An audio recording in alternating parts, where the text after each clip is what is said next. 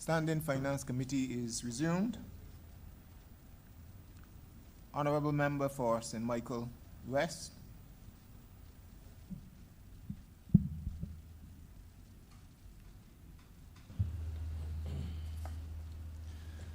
Thank you, Chair. Good afternoon to the Honourable Minister and Ministry officials. First of all, I would like to thank and congratulate the Honourable Minister on her appointment. And I would also like to commend the Honourable Minister and Ministry officials on returning our children to school safely, including mine. Chair, if you allow my indulgence, meritocracy was supposed to be our savior and was to be a cure for our ills, especially coming out of the plantocracy, culminating in the implementation and installation of free education and standardized testing, such as the Common Entrance. This has largely succeeded in allowing the then black underclass to become professionals and provide a foundation for their sons and daughters. Alas, this system has turned against us as the divide between the haves and the have-nots has been widened by, ironically, the same system which once saved us. Once the downtrodden, their sons and daughters are now part of a narrow elite which command the success and ultimate fruits from our education system.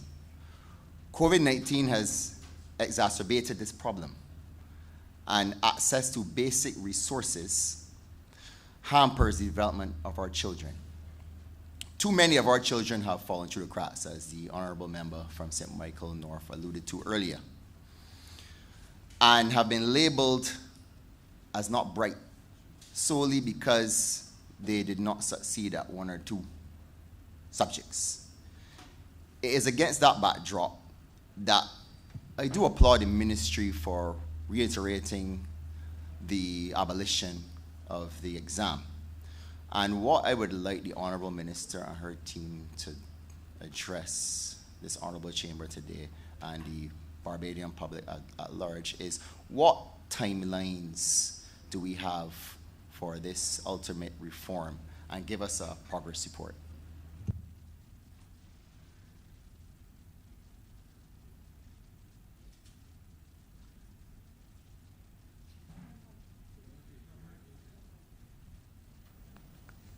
Honourable Minister, could you please turn on your mic?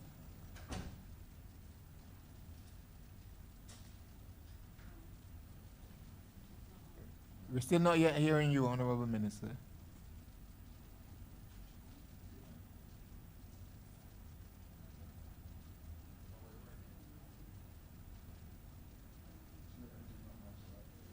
Still not hearing you.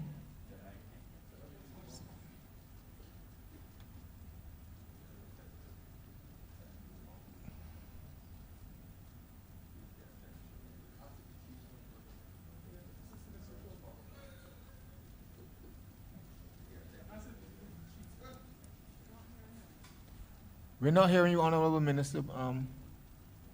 Could you switch your mic?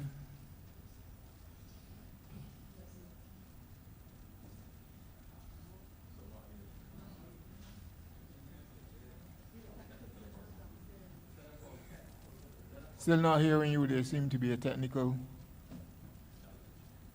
challenge.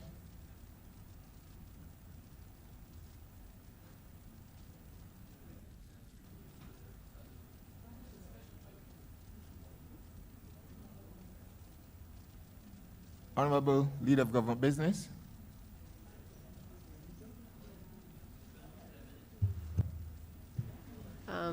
Mr. Chairman, I beg to move the suspension of the House until 3:05. Beg to move that you do not report progress to honor the Speaker, and beg for leave to sit again. The question is that I do not report progress to His Honour the Speaker, and that's for leave to sit again. All honourable members in favour, please say aye. Honourable members against, please say nay. Methinks the ayes have it.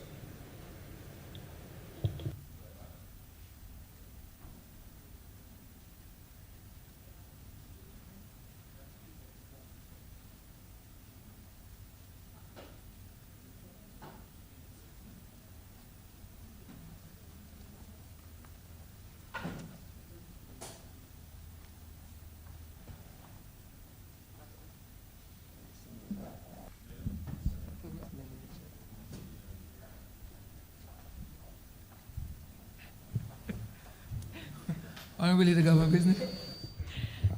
Mr. Speaker, I would like to report progress, but I think you're aware that we're having some technical difficulties in the Yes. committee room. So therefore, I'd like to move the suspension of the House until 5 minutes past 3.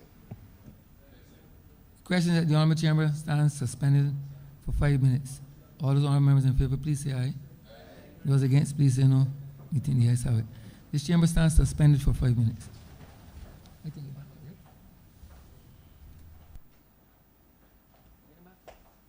right? Hey, you not hearing this?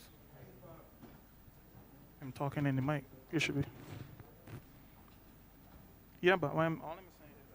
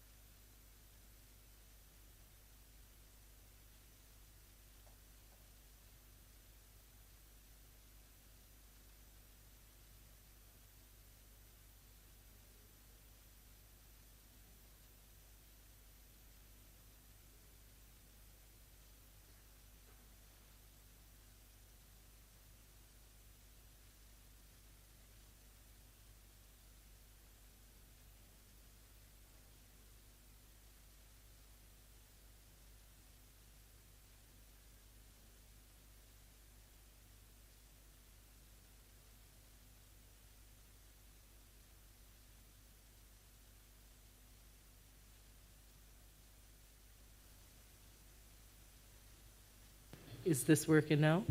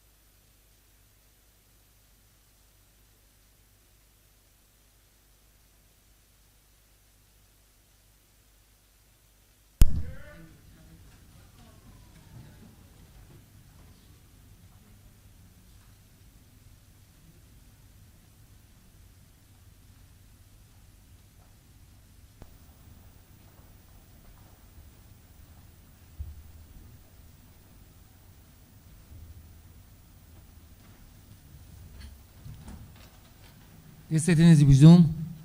We shall continue in Standing Finance Committee.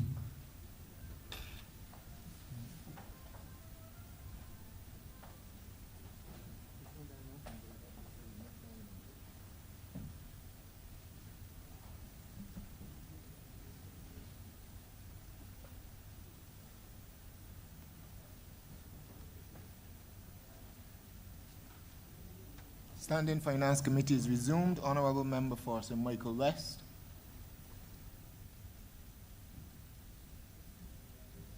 Minister, Honourable Minister, you were in the process of responding to questions raised by the Honourable Member for St.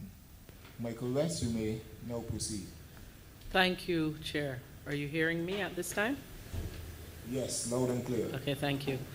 Well, the question that was raised was about the fact that we have had a tradition of the common entrance exam, what many call the common entrance exam, and that has been the basis on which persons have, our young people have been able to take an exam, score well on the test, and then be moved on into the secondary situation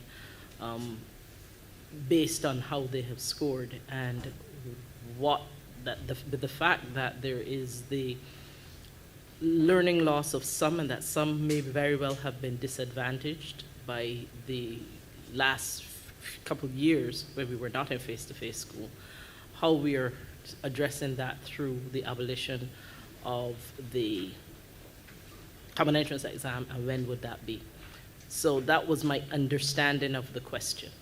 The answer to that is the ministry has proposed and will propose so officially through a policy document that must go to cabinet. We are proposing, we are recommending that this be the last year for the Barbados Secondary Schools exam, which many people call the common entrance or others. However, I want to make it clear that this decision has to be a decision of cabinet, and at this stage, it is a recommendation from the ministry, and should the cabinet then agree to such, we have already started to explore ways in which we can seek to implement this in as seamless a manner as possible. And just to share some of what we're exploring again, it needs to be further ventilated with our partners, and as we come to final decision, and cabinet again would have to sign off. But I will invite Dr. Denny, who's the Director of Education Reform, to share some thoughts of what we are exploring at this stage, with there not being any final cabinet decision on the matter. Thank you, Minister, and thank you for your question, Honourable Minister. As Minister McConney indicated, subject to the approval of Cabinet, we are proposing that, having had the common entrance for the last time this year, that is in 2022, that means that our last set of students who will transition to the secondary school by virtue of that exam will happen in September 2022. We are proposing that the first set of students who transition under the new structure will transition in September 2023. So school year 2023-24 is identified as the first year that the new structure comes into being. It means that the students who are currently in class 3 at the primary level will be the first students to transition under the new structure. Now, they will be transitioning to a structure, a secondary structure that will change. We are proposing a change in the secondary structure. We are proposing that we have, and I think we have settled on the 2 levels being called junior, well, in terms of our recommendations to Cabinet, junior academies at the lower school level, that is 1st to 3rd forms, and Academies of Excellence at the upper school level. That will encompass what is now 4th and 5th forms, as well as the new proposed structure I spoke of earlier, where every student will have an opportunity to have a further 2 years instead of just the persons who are writing CAPE. So that second structure, called the Academy of Excellence, will be a 4-year program. Now, we are proposing to, as I said, transition from 2023. It means that the first set of students to complete the junior academy stage will do so in school year 2025-26. They will transition to the Academies of Excellence in school year 2026 to 2027. And the first set of students who will graduate from our school system under this entirely new structure will do so in 2029 to 2030. Now, we are currently looking at a number of things that will help us achieve the transitioning as we proposed. We are looking at how we are going to transition the students from primary to junior academy, and I think we are largely going to propose that it be on the basis of identification of the junior academies in a particular catchment, and then having primary schools feed into those junior academies.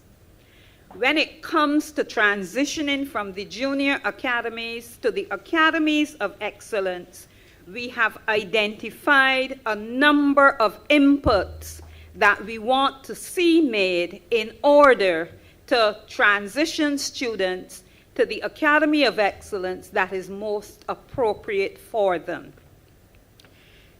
We are looking, for instance, at the profile of the students. What are they good at? What are their interests? What are their passions? What are the skills that they like engaging in? We are looking at how the students see themselves, what they think that they want to do. Then we are also going to take into consideration the feelings of the parents and guardians, the families, the school community.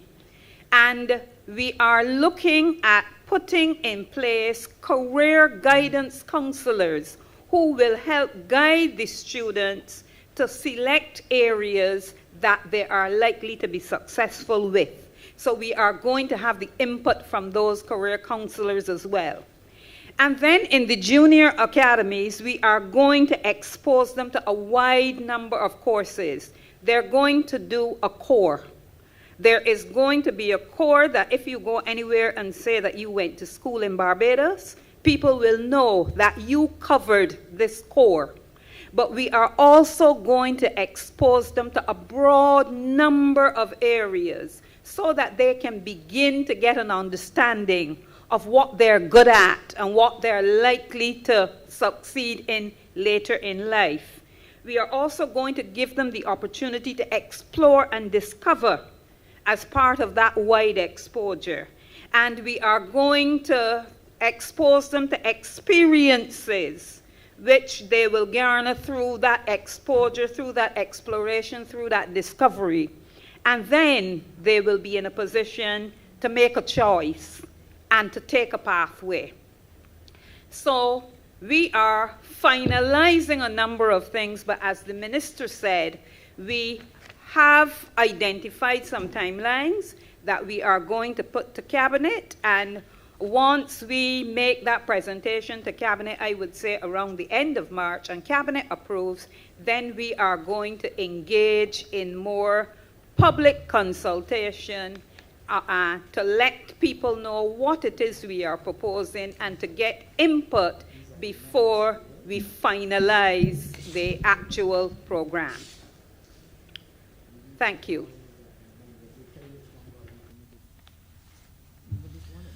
Ms. Go ahead, Honourable Minister.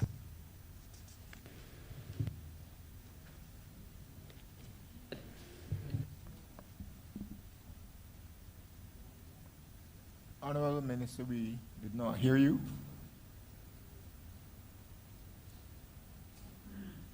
Please proceed.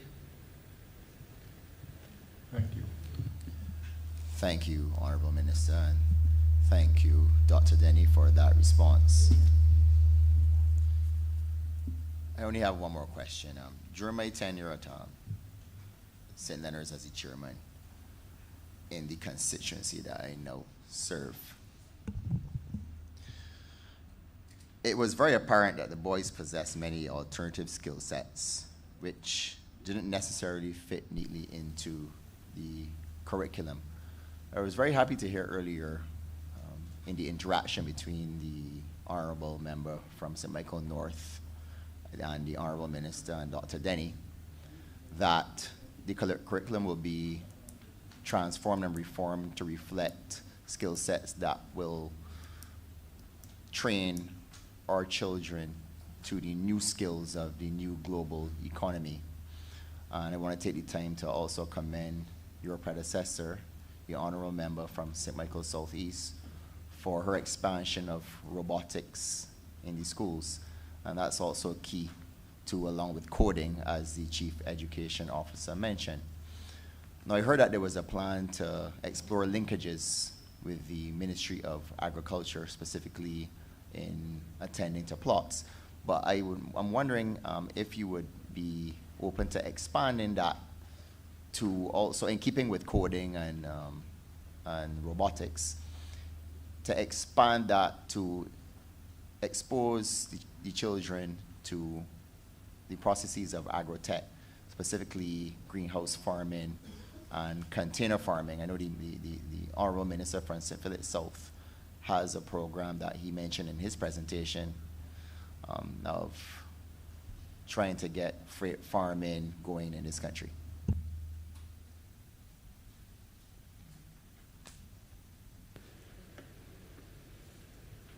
Thank you, Honourable Member. Certainly the linkages to which we spoke as it related in, as you referred to, in agriculture, I would want to invite the Permanent Secretary at this time to share a bit about some of the projects that we are working on as it relates to agriculture and the linkages that we're seeking to create there, including ones that will determine how best we are able to use technology in agriculture. And I'll ask Dr. Brathwaite, Dr. Brathwaite, to also share some of the work that we have been doing to ensure that after the secondary level, there may also be some opportunities there for us to take agriculture and technology and alternative technologies in agriculture as well as agro-processing to another level. Thank you, Minister. Now, the Ministry of Education is embarking on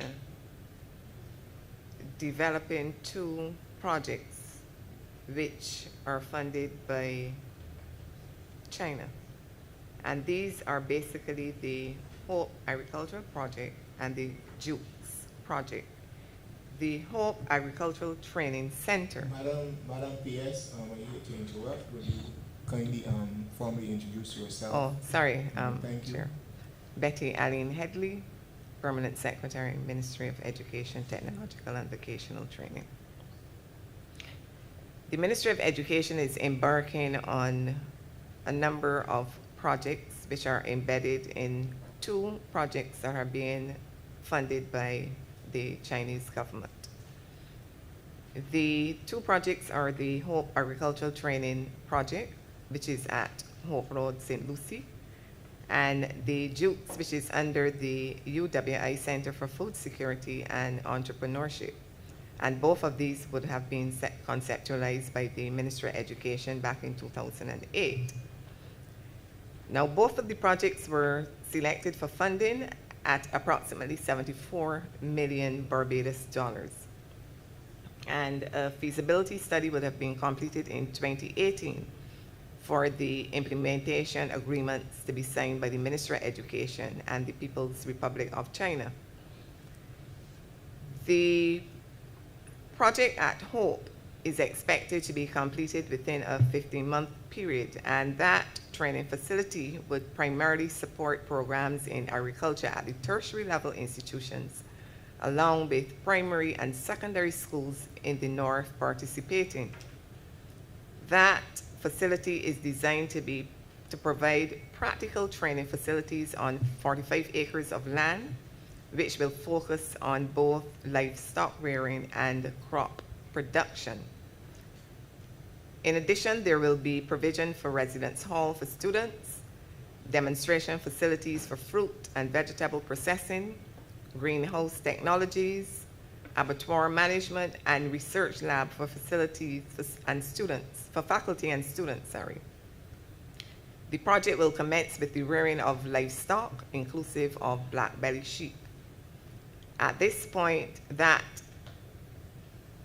project is about to commence, but currently the Ministry of Education is waiting on some logistics to be completed on the side of the Chinese in order to determine the cost analysis for preliminary works which must be undertaken to supply the utilities and drainage to that facility. But once that is done, that is expected to start within another couple of months. The Juke project, on the other hand, which was conceptualized by the University of the West Indies as a development facility to be used for agriculture, food security, and entrepreneurship. And that is aimed to promote both innovation in non-traditional areas, as well as adding value for opportunities for crop production, which would result in economic benefits to the University of West Indies and all of its contributing countries. It would also have capacity building in research and development and training in science and technology at the Cayfield campus. I would say at this point that this project, the Jukes project, is more advanced than the project at Hope from the point of view that all the construction designs have been completed, and we are at the point where the utilities can be installed at that project. And once that is completed, then the Chinese would be ready to begin the construction process. Now, with respect to, there are one or two things that are kind of hinging both of the projects from starting. And this is the Shanghai Construction Company has been awarded the bid to carry out the construction on both projects. At this stage, we are working with both companies, with the Shanghai Construction Companies, to get both projects off the ground. What I would want to say at this point is that the Chinese are experiencing some difficulty in terms of being able to get all of their paperwork completed out of China, but nonetheless, they have engaged the services of a lawyer to help them with that process so that that can be completed through KIPO. Once that is completed, both projects are expected to commence within the next couple of months. The ministry has submitted to the cabinet and would have been granted approval for consultancy to assist the ministry in terms of getting guidance from a project consultant to provide advice with respect to the operationalization of both projects by the time both projects are completed in 2023. So we are not waiting until the projects have been completed to make a determination as to what we want to happen, what we want to to happen on both of the projects as far as it relates to the development of as far as it relates to developing agriculture in Barbados and the school system. Now, once these facilities are built, the objectives are to develop individuals with skills, knowledge, and competencies to engage in production and processing of food for the nation. The intention is also to for the advancement of careers in agriculture, training of teachers in agriculture and food science, as well as continuing education to all persons with an interest in agriculture, including the average person. Promote research, innovation, and development in agriculture, thereby tackling the problem of food security and encouraging entrepreneurship. It will also allow for the creation of a pool of human talent which can maintain and sustain progressive, competitive, and diversified food and agricultural sector. At this point, Minister, we can ask Dr. Chelston Brathwaite to go into the details as it relates to operationalizing these two projects at the end of 2023 or thereabout.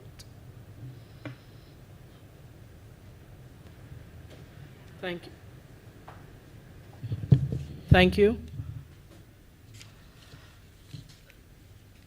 Honourable Member, you raised two concerns. One, certainly that the fact that some of the curriculum was not attractive to boys.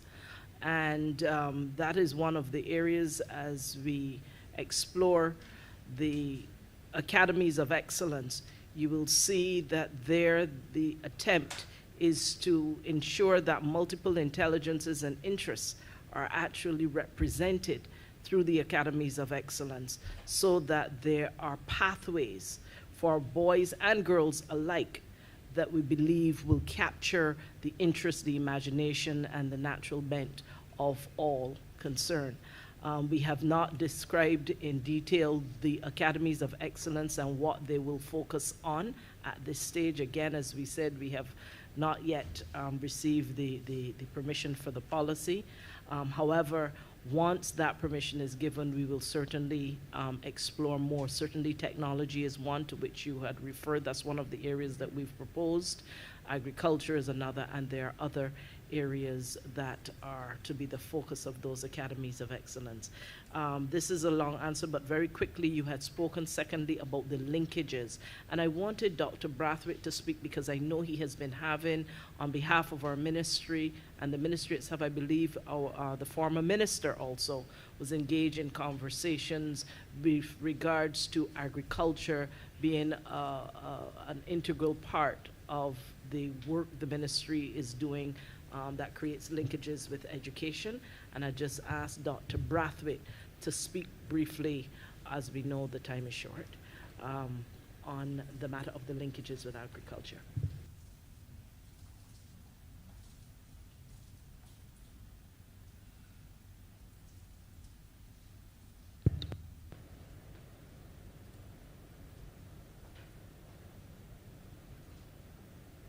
Thank you, Honourable Minister. Distinguished members of Parliament, Minister, colleagues, I rise to make the case for a renewed agricultural sector in Barbados that would seek to address the significant vulnerability that our economy faces in relation to its weakness in its susceptibility to food insecurity. Dr. Brathwaite, I hate to interrupt, but please formally introduce yourself for the records of the House. Thank you, Mr. Chairman. Chelston Brathwaite, consultant with the Ministry of Education. Thank you. Continuing then, Chairman, Minister, the agricultural sector has great potential, not only to address the challenges of food insecurity, which have been exposed by the COVID pandemic and the current conflict between Russia and Ukraine, but also to provide an area of work and a sector that can help to diversify the Barbados economy. The projects that have been described together will help us to facilitate the acquisition of new skills in technology and innovation, will help to strengthen the nexus between agricultural knowledge and field experiences, will help to address a significant skills deficit that has been identified by the Food and Agriculture Ministry that exists in our country with respect to the availability of technical skills for production and agro-processing and adding value added to our products. The training will emphasize the linkages between agriculture and health, between agriculture and tourism, and will promote a multidisciplinary approach that is critical to the social and economic development of our country. The emphasis will not be on traditional agriculture, as we know it in this country. It's been dominated by sugarcane production for centuries, but will emphasize food and nutrition, and will emphasize food security in order to provide healthy food for our nation that can help to reduce the incidence of non-communicable diseases, which, as we know, is a threat to our economic development. In that regard, the work has shown that current programs lack emphasis on the multidimensional role of agriculture in national development. No emphasis has been placed on the linkages between agriculture and nutrition, agriculture and health, or agriculture and tourism, and very little between agriculture and manufacturing. The time has come, in my view, for agriculture to play its specific role and its critical role in the development of our country, where we can have a system for training people to occupy positions that are required by the food and agricultural sector, and that can provide the sector with the human resources that have been identified by the Ministry of Agriculture and Food Security.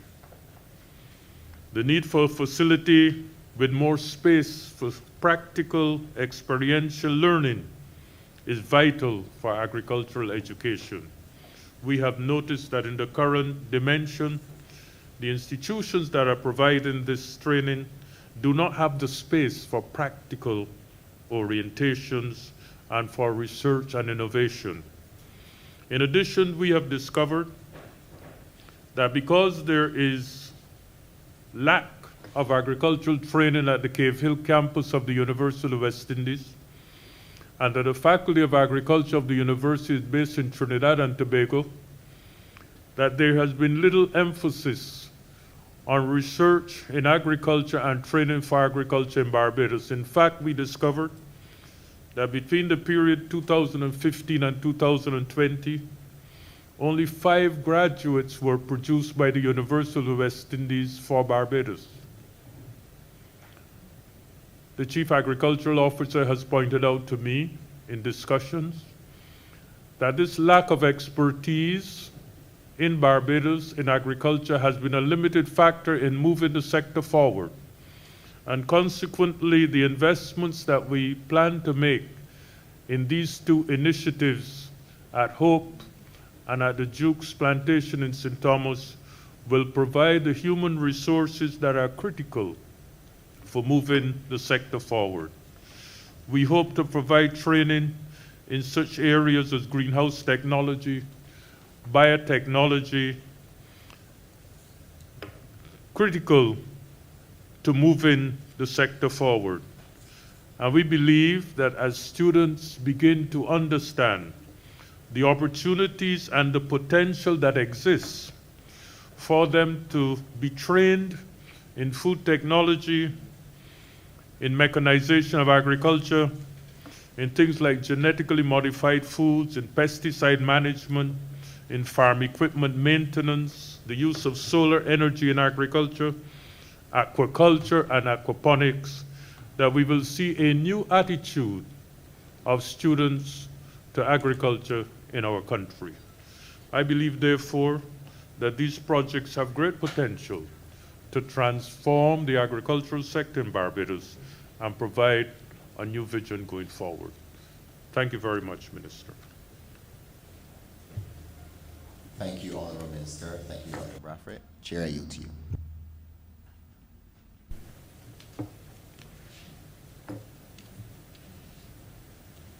Honourable Member for Christ Church West. Thank you very much, Mr. Chair.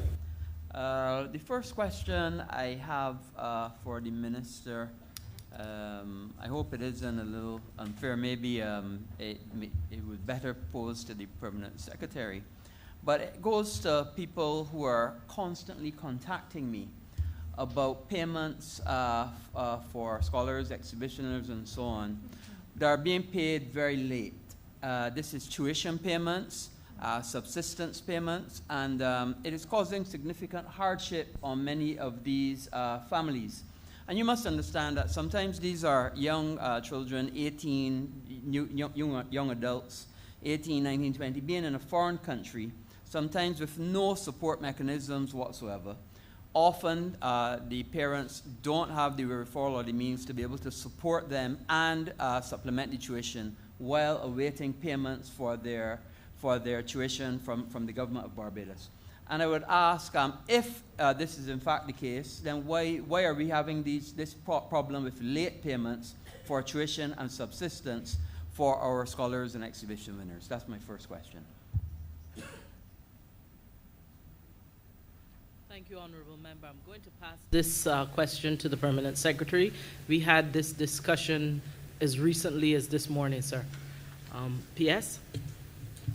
Thank you, Minister. And let me say straight off that the Ministry of Education will apologize to the House, to the Minister, to Barbadians, to students, if in any way the ministry has caused any pain, discomfort, embarrassment to any students overseas.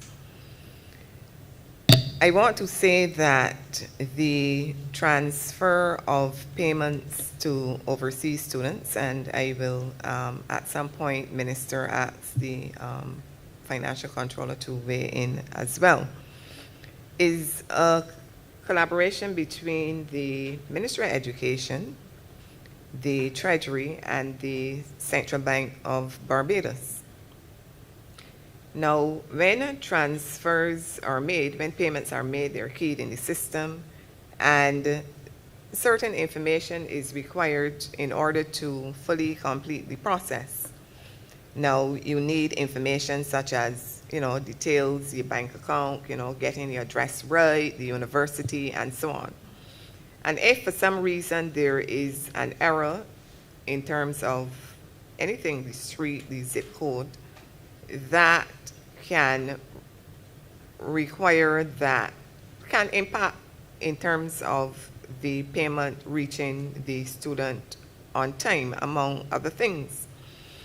Now, having said all of that, the ministry, recognizing that there are challenges in this regard, had a meeting with, and it is a discussion that came up not only for the Ministry of Education, it came up at the level of permanent secretaries having similar challenges with the transfer of the payments through the Treasury to the Central Bank of Barbados. And there were a number of commonalities that came up.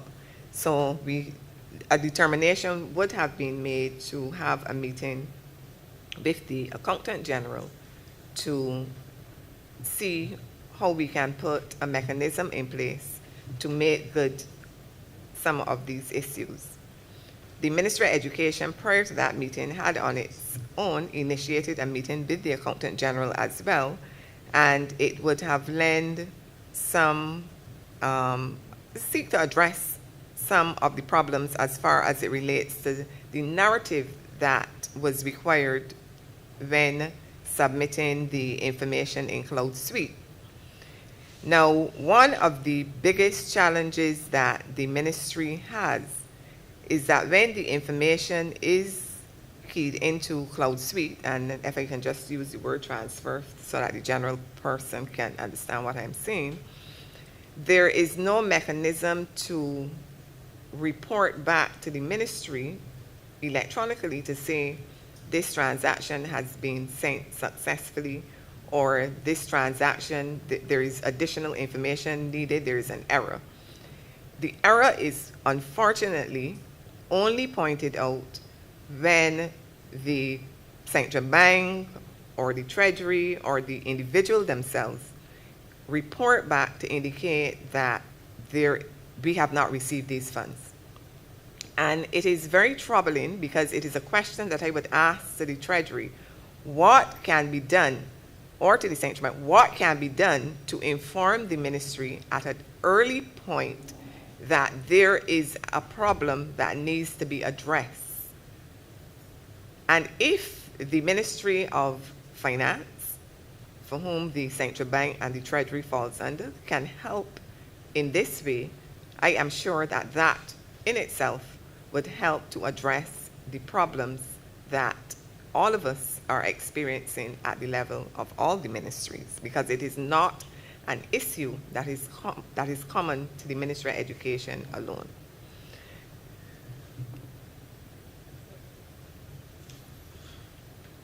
Thank you.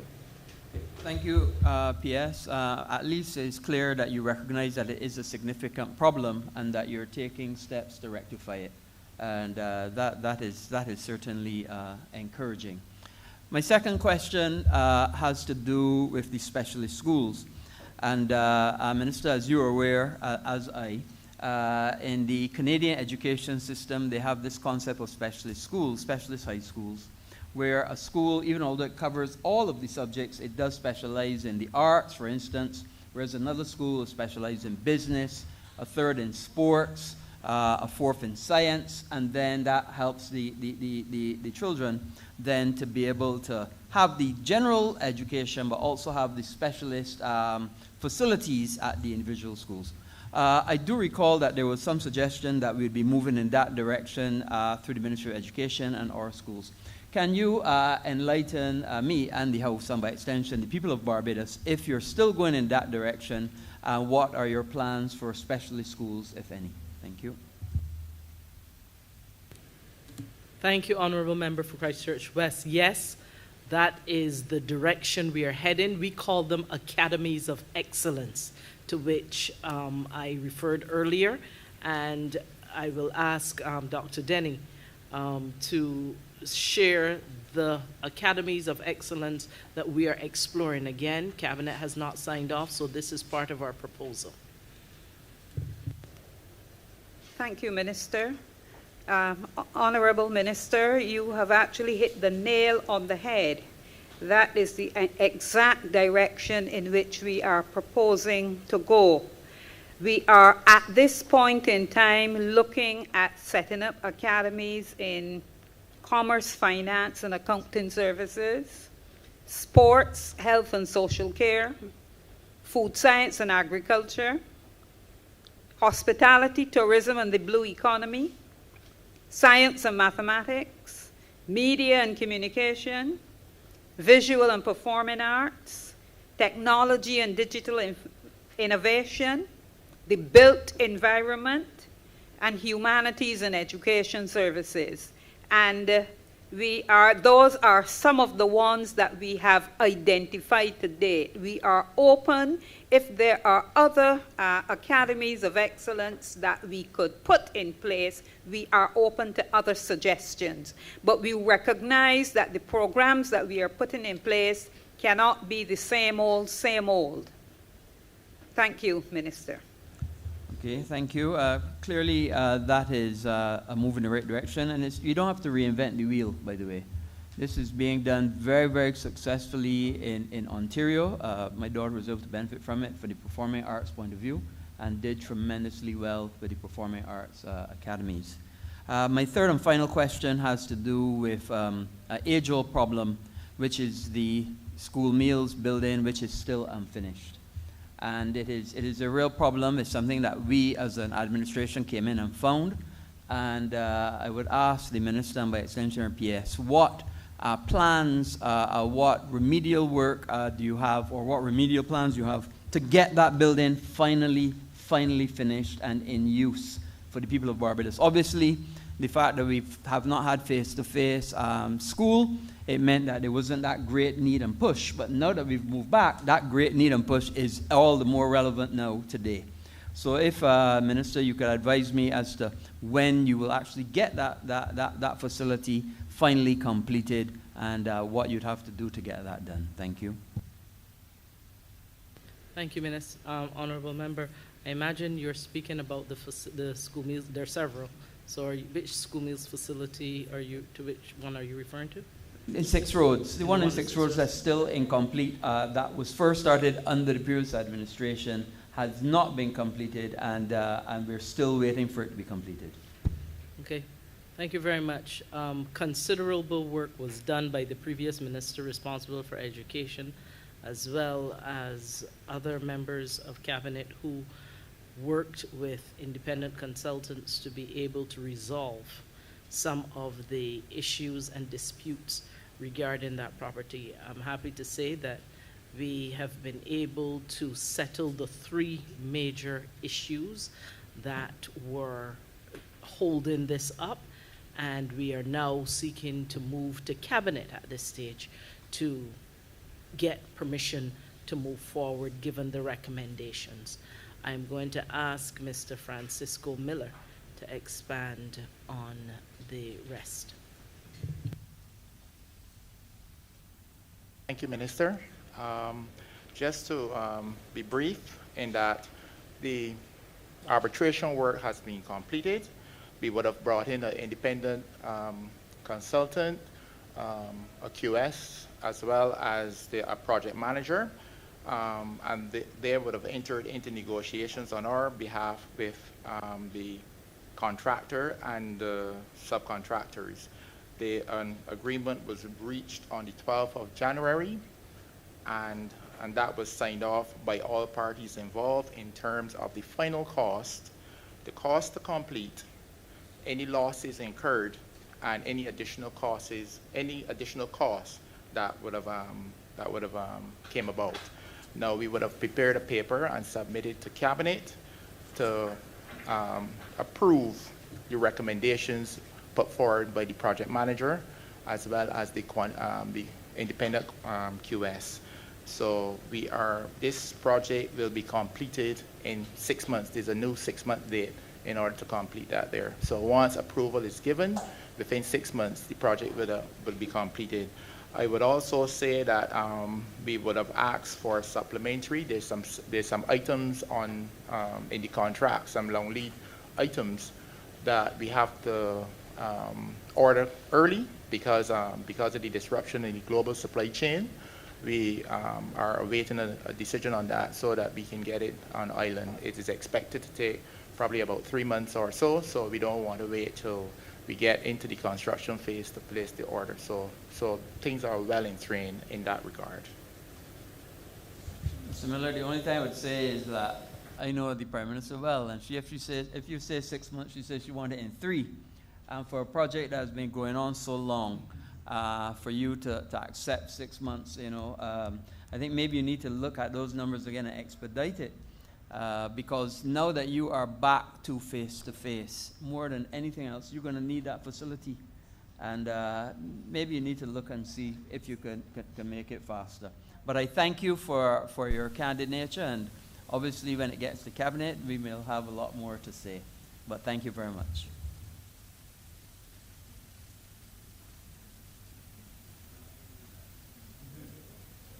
Thank you, Honourable Member for Christchurch East Central.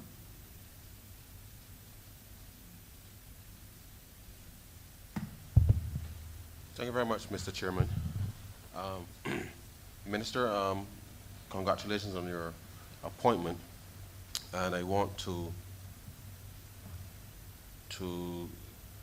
congratulate the ministry for helping to respond to a very challenging environment over the last 2 years for educating our children. And obviously getting back to face-to-face, I think it is important that we all recognize that as a country, we must lead at all levels.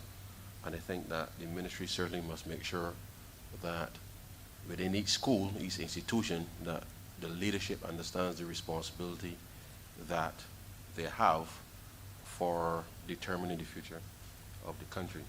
I thank you, sir, Mr. Chairman, for this opportunity, because this is the first time I've had a chance to ask a few questions in this debate. I promised the ministry I won't ask about money. At least questions be asked. But I am happy to hear about the intended reforms. I think they're long overdue. But there are a couple of matters that I want to raise this afternoon in the context of that said reform that has me a little concerned, and I'll introduce them from this perspective. I went to Wednesday Hall Boys School, and this was before it became junior school, when it became co-ed.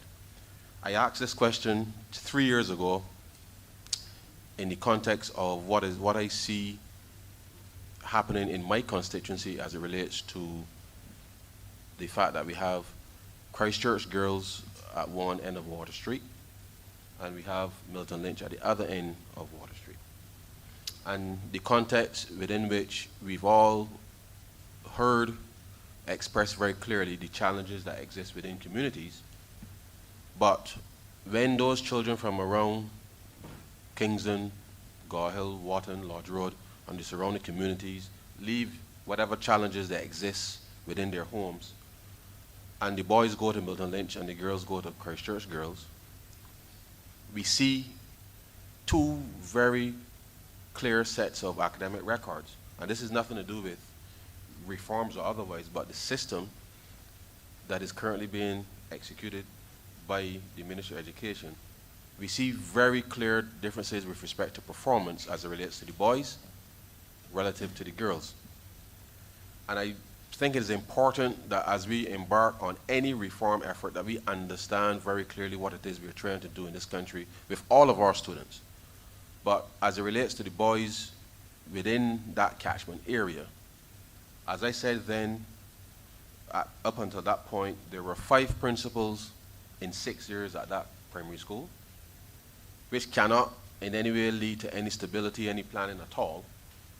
And having said that, this was February of 2019, the principal was changed, and he was there for 2 years, and who was now since passed, Mr. Everton Briggs, and may his soul rest in peace. But he was transferred before the beginning of this financial year, and now we have another principal at the boys' school. And all I'm asking of the Ministry of Education is, what exactly is the end game for Milton Lynch, given that we have seen a measure of stability within the context of education in that part of Christchurch? And it concerns me because I know well what happens in the context of learning in a boys' school. I have wonderful memories of my days at Wednesday Hall, and I feel that the ministry can do better by not just the boys at Milton Lynch, but I think the families around that area, certainly in my constituency, but also for the member of Christchurch West Central as well, because there is something not quite right with respect to what happens when these students enter or leave their homes and enter school, that we can see year after year either changes at the leadership level of the principal or changes with respect to the teachers. And would like to know what specifically the ministry is doing as it relates to this. But before I ask for the response, Minister, and I know that this is not for you necessarily to be able to answer at this particular point in time, I will ask the other part of my question, Chair, as it relates to the way that access is done to schools. Because the same way that we are talking about reform and creating new schools, I want to put it on the table here, that at Blackman Gollop, which is the other end of the constituency, Mr. Chairman and Minister, I have a situation where I have constituents from St. David's who cannot seem to get a place at Blackman Gollop. But, sir, no offense to anybody, I can see license plates on mornings with T's, with P's, with J's dropping off at the school. So I'm saying that as we go forward to ensure that we create this atmosphere of equity, and I say so with all sincerity, we cannot have a situation in this country where we are creating what I may view, sir, or any of us may view as private public schools, when the people in the very neighborhood, sir, that we are all sent here to represent, that their children cannot get into a school which has been built specifically to be able to provide educational services. So I want to know what is happening with respect to the access and what is happening with respect to the boys as it relates to Milton Lynch and the ministry's response. So we're either going to continue to have Milton Lynch boys, or we're going to find a solution for it which will see the same benefits, sir, that we see with respect to the girls who are their sisters 200 meters up and see a better outcome. I don't know, Minister, if who you may want to have tackle that, but I think it is sufficiently important for the country to be aware what is happening with respect to just the access, but also what's happening to Milton Lynch Boys School. Thank you, Honourable Member. It is certainly our intention to make sure that the best outcomes, quality outcomes, are there for all persons, all male and female. And we certainly will be working towards that. I know that some changes have indeed been done, and I'm going to ask the Chief Education Officer to speak to those adjustments that are being made.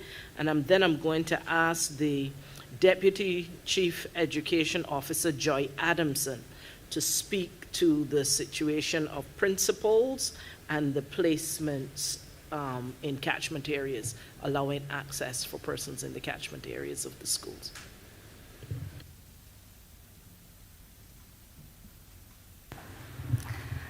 Thank you for your question, Honourable Minister.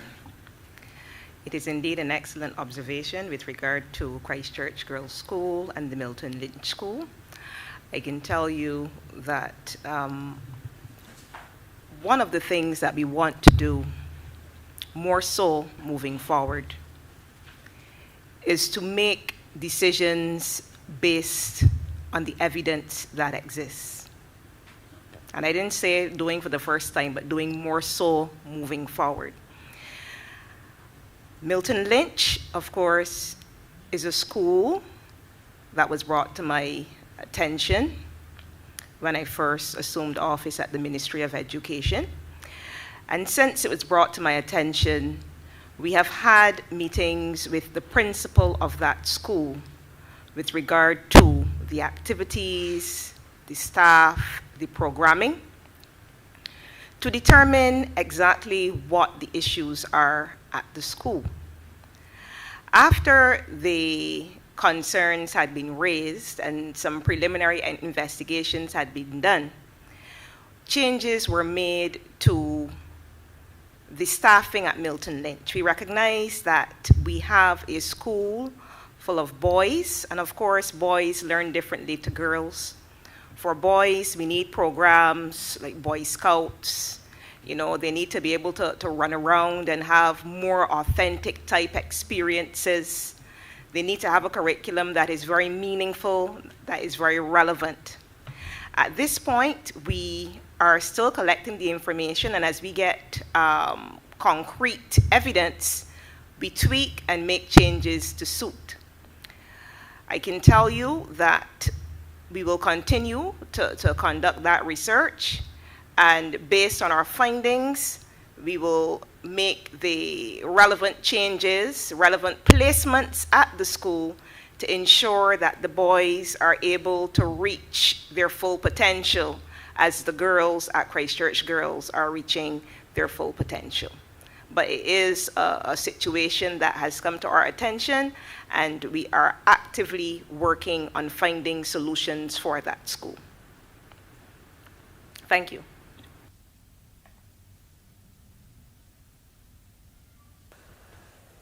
Joy Adamson.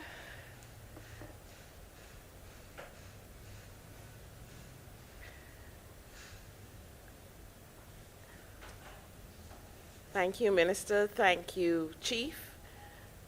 Honorable Ministers, members of the House, I'm Joy Adamson, Deputy Chief Education Officer responsible for schools.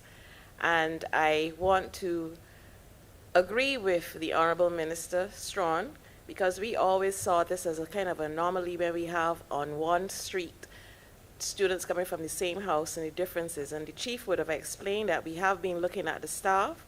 We've chosen the principal that is assigned there now. We are training the staff. We've had sessions with the parents also at Milton Lynch. So because we realize also at the ministry that households treat girls differently to boys as well. And although they're coming from the same household, sometimes the girls are given the extra assistance and even extra tools while the boys are not. So we are working assiduously to make sure that we address the concerns that you have raised, because we've also realized them as well. We spent some money on the plant, and we've put things in place so that the boys would have the access, the computers, and we selected the staff, handpicked some of the males that we actually put into the staff. So we are working on Milton Lynch, and we are trying really, hopefully, to make sure that two schools become on par. To your second question, sir, as it relates to Blackman and Gollop, and that's not the only school that you see card numbers from all over. There are some schools that persons have selected as choice schools, and they try wherever possible to get in. At the ministry, we have told those principals before they accept any student, when you are applying, you have to submit that form to the ministry so that we will so that we make sure that you have students in the catchment area. And therefore, there are 5 or 6 schools that we actually work with the principals in the selection. And if you have any child in the catchment area, as long as they're in the catchment area, we have worked with the principals and they are to take those students.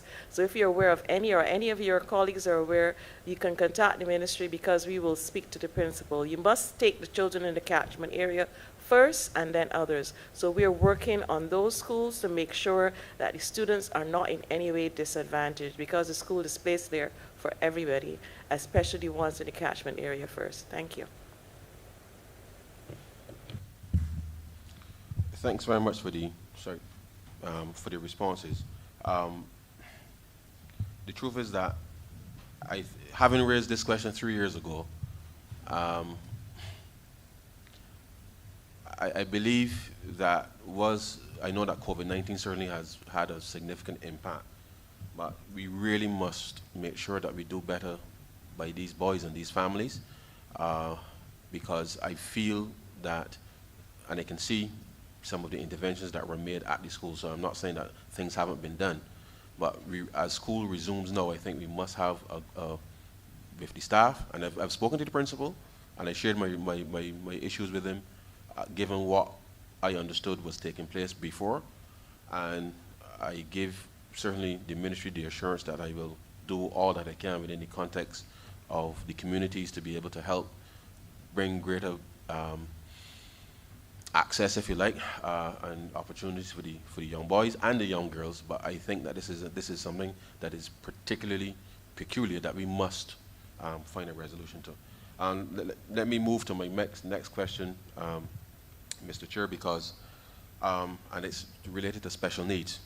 And I would say, I'll ask the ministry from the perspective that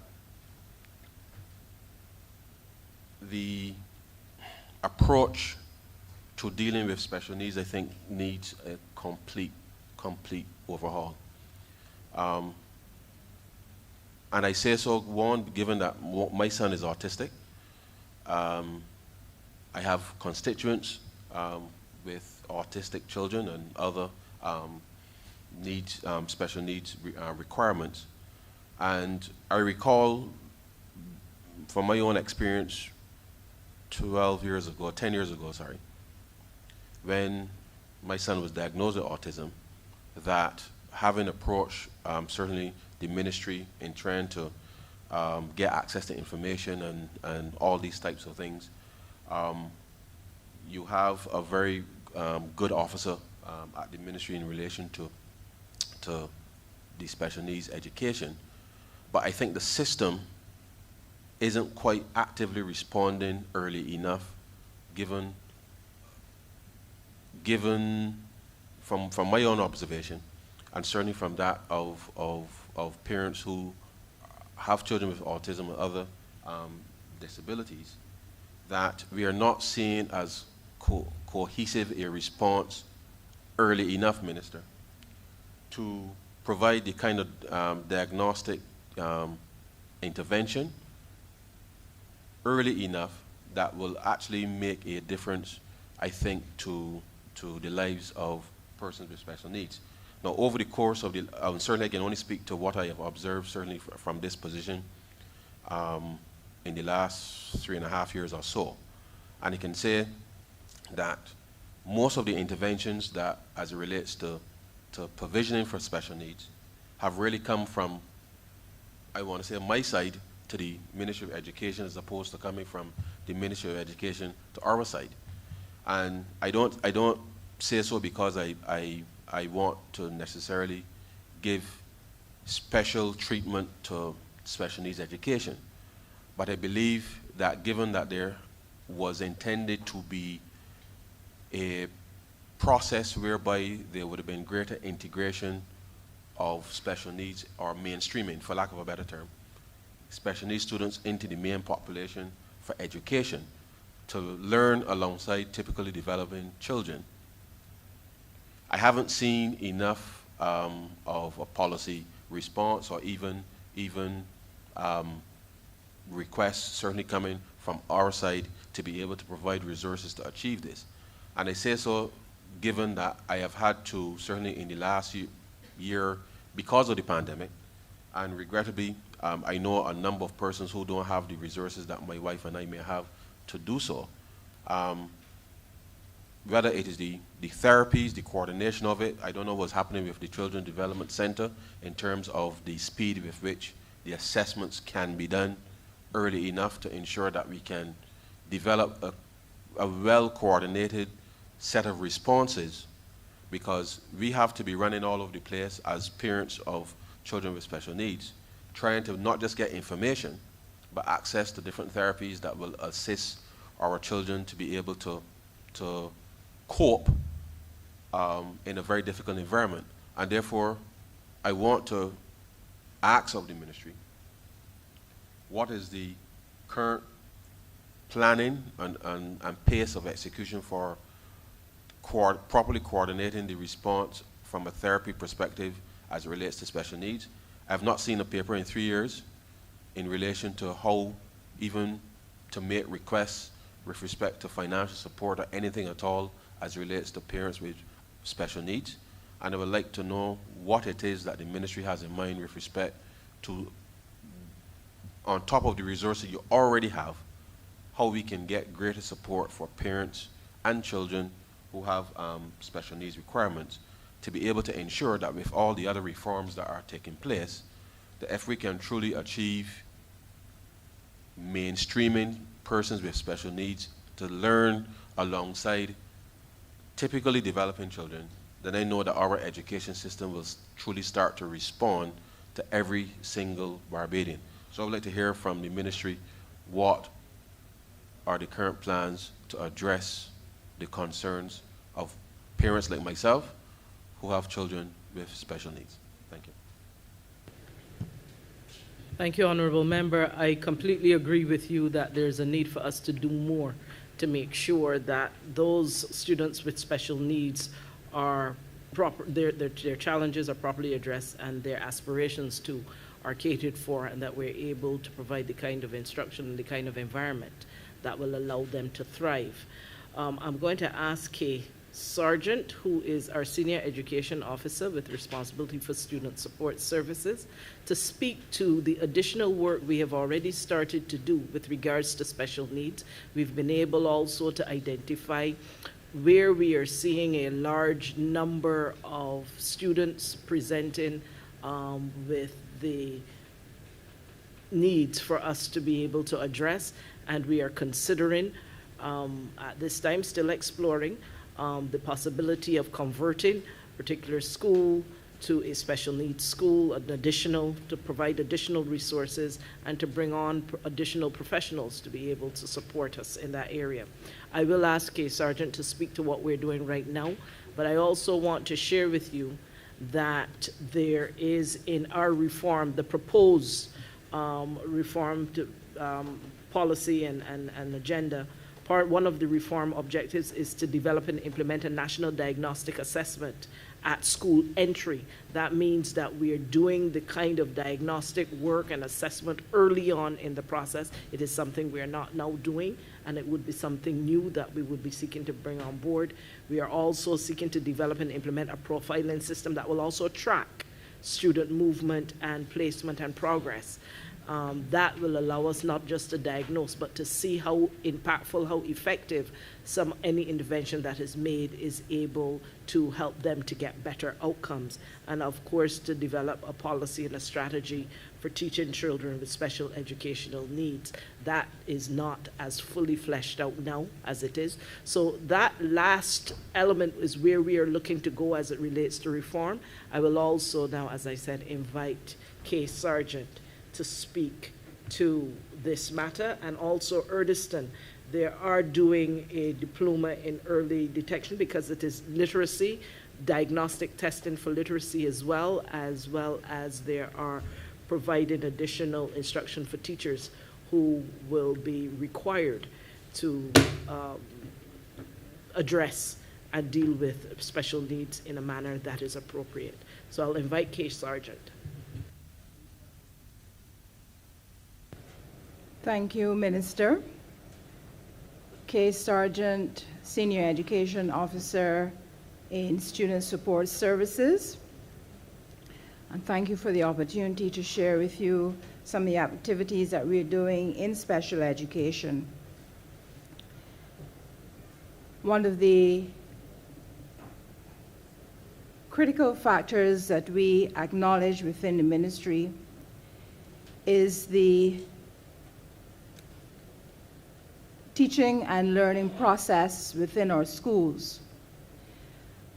We felt that we needed to enhance the skill sets of all teachers across nursery, primary, and secondary schools. And as the minister would have drawn to your attention, we are engaging in a teacher training. We have to recognize that there are children with special needs in every school in Barbados. And so therefore, we feel strongly that every teacher must be exposed to strategies and methodologies that will allow them to ensure that every student within their class reaches their full potential. You spoke of the Children's Development Center, and the Children's Development Center is under the agencies of the Ministry of Health. Whilst we have a very close collaboration and our officers work closely with the officers from that department and from that ministry, I feel that I would speak more towards what we are doing to enhance the services of the Children's Development Center. I know that they are inundated with many cases, and so we have, through the student support services, used financial resources allotted to us to engage in assessment as well as intervention strategies to assist some of these families, sir, that you were speaking of. For example, we do engage the services of private applied behavioral therapists, and this is usually used with students who have communication and behavioral disorders, such as children with autism.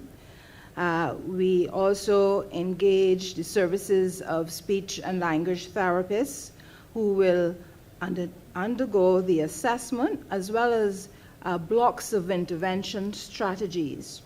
So we hope by adding some of these supplementary services to what is being offered through the Ministry of Health that we can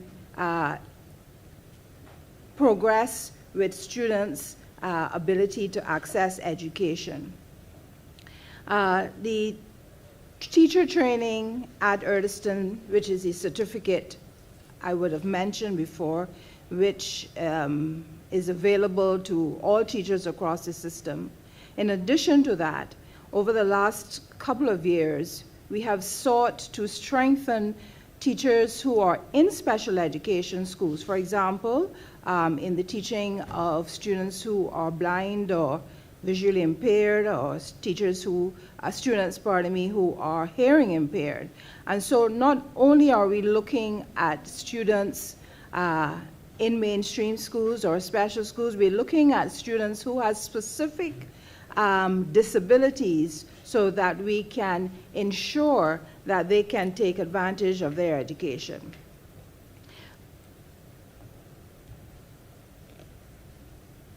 We also spend a lot of time with parents. Now, you are correct in saying that parents do have challenges in finding solutions to some of their children's education. And so we facilitate many parent and guardian workshops. We use any means necessary to get parents on board. We also use the other officers who are assigned to the student support services to be part of that parent education program. We conduct psychological assessments for many of the students, because through these assessments then we can determine what are the specific learning challenges, what are the specific diagnoses that were needed in order to put a learning program in place. In addition to the many staff that the department would recently have been privy to, we also had an addition to the special needs section of the department in the form of specialized teachers who go around to schools in support of the teachers to provide them with strategies and methodologies in the development of individual educational plans so that students can remain in the inclusive society where they can share and learn amongst their peers.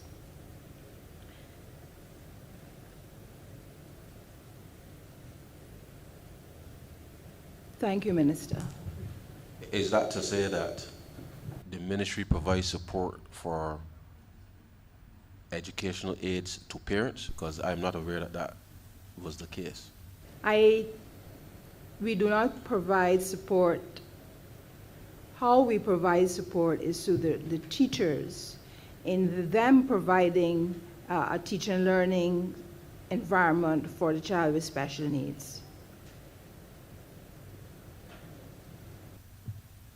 I'm not sure I'm clear on the answer, because I thought the purpose was to provide greater assistance with respect to allowing persons to integrate into mainstream. So I thought what I heard, maybe I misunderstood, that if you're going to be mainstreaming people, in that they were given the support to be able to learn alongside typically developing students. Did I misunderstand that? So the support is in the support of the teacher in the learning, teaching environment. So not, in other words, not an aide sitting down in the classroom supporting the child. That would be the distinction. So if I'm hearing you correctly, there's no consideration for such an approach? We have made in the past proposals for such an approach, but we have not been successful in those proposals at this time. It is something that we should be looking at, but at this time we have not been given that go-ahead to do that. Okay. Minister, I think I'll end this discussion here, and thank your team for the responses, and I'll follow up certainly at a later date with respect to resourcing. Mr. Chairman, I'm conscious of the time, so thank you very much for the opportunity to ask these few questions. Thank you. Thank you. Honourable Member for St. Peter.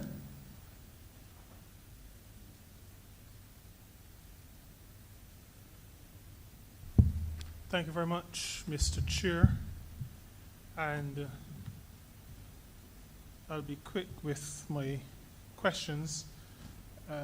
Some of the areas I think have been touched already, like the testing and the curriculum reform. I'm pleased to hear the reforms. I look forward to the rolling out.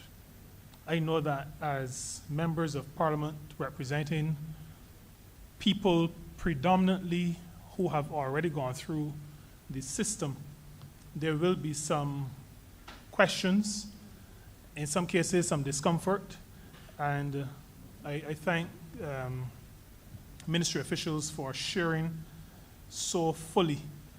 I think we are now better equipped to be able to help you with sharing that information with our constituents. I'd want to begin by thanking the former minister, Honourable Member for St. Michael Southeast. I'm a parish, I'm waxing a little bit parochial, but St. Peter is happy, remains grateful that work has started to reopen the Alma Parish School.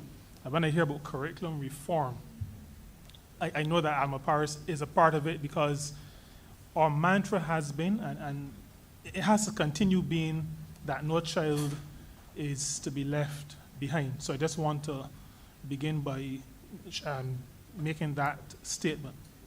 A question that I have, and this stems both from my upbringing, my current circumstances, as well as hearing persons in my constituency, the matter of discipline. Now, I don't have to repeat how many of us have grown up, and the fact that we see sometimes discipline through a particular lens. The question that I have, because I've lived a life with teachers all around me, and one sometimes may get the feeling that teachers feel in some scenarios helpless in relation to maintaining order and maintaining an environment that is conducive to learning. And I am particular in my own thinking to focus on learning rather than teaching. The question that I have is, how in this modern era, let me put it that way, because my constituents will understand me in that regard. In this modern era, with corporal punishment on the way out or gone, how is order maintained?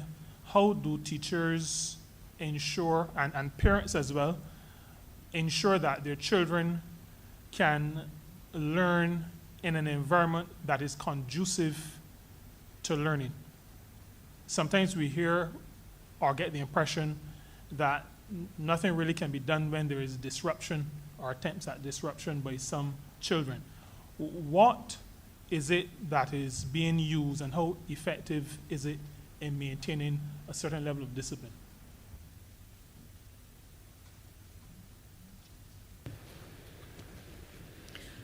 Honourable Member, I share with you the need for us to make sure that discipline continues to be an important hallmark of our education system. There is a school positive behavior management program, which I am going to ask the Chief Education Officer to speak to, as well as our Deputy Chief Education Officer, Mrs. Adamson. Thank you, Minister. Thank you for the question, Honourable Member. As the Minister stated, within the schools, we have the School Positive Behavior Management Program. You are right, the Honourable Member. We are not in the business of using corporal punishment. However, research has shown that there are ways that you can guide a student in the right direction by using positive reinforcement and by using what is called negative reinforcement. Of course, in our schools, when students do things that are commendable, we can give tangible rewards. You know, you can tell them good job, you can commend them. It doesn't always have to be tangible. It can be tangible and intangible. Or what you can do, you can take away something from them that would deter them from engaging in a particular behavior, prevent them from participating in some kind of activity that they find to be fun. So that is the direction in which we are moving, because research shows that those methods of guiding behavior actually work.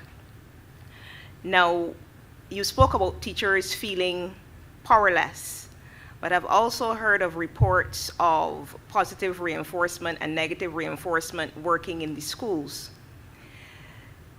Teachers are tasked with delivering instruction, facilitating instruction, and they're also tasked with managing the classroom. And we know that facilitating instruction is a difficult job in itself, because you have so many different personalities in the classroom. And then we have to add classroom management to that. Research again has shown that the teachers who are very solid when it comes to instruction, teachers that have high instructional quality, have very low incidences of bad behavior in the classroom. That is not to say that we have teachers who are extremely good and you know, they don't find any instances of bad behavior, but when they do find the instances, they're able to deal with them accordingly. Within the school, there's a structure. Of course, if teachers find in the classroom that the children are not complying, the teacher can, of course, report the behavior to after trying to deal with the student, and the student doesn't comply, that teacher can go to the head of department or the year head or the senior teacher, who can then take it to the principal, and there is support. There's a structure of support for the teacher. That is the way that it should work, and that is the way that it mostly works. So the School Positive Behavior Management Program, in terms of the reinforcement and finding ways to address the children without using corporal punishment, has been very much effective. At this time, with the Minister's permission, I will turn over to Mrs. Joy Adamson, the Deputy Chief Education Officer. Thank you, Madam Chief. Colleagues, I think the Chief would have covered most of the areas that we are looking at for this school's positive behavior management program. What I also want to add is that we would have had sessions not only with teachers, but with all of the ancillary staff, with all of the support staff. We've had sessions with bus drivers. We've worked with the extracurricular groups, the scouts, all of the civic groups associated with the school. So we are training all of the individuals that will interact with a student how to manage the discipline by positive reinforcement. As the chief talked about, in terms of rewarding good behavior, that is what we're aiming for. And we don't believe that a strap or a stick, or we had a lunch discussion that somebody is known because they walked around a particular bamboo. We do not believe that that is the way to go. We are moving away from that. So what we call the SPBMP is something that is used throughout the Caribbean. We have point persons, focal point persons in the ministry, and the schools report yearly what they have been doing. And I can tell you that some schools are doing some very good work where they have the students now understand what it is that they have to do. So we're training the students, we're training the teachers, we're training the parents, all of the persons interacting on how they should be using this positive reinforcement to discipline the students inside the classroom. So I'm supporting the chief of what she said, and just saying that we've extended to other persons is something that we will continue to do. Thank you very much for the response. I appreciate it. It is one that I generally would agree with, and I think the matter of educating and including educating parents and the wider community is one that needs to continue.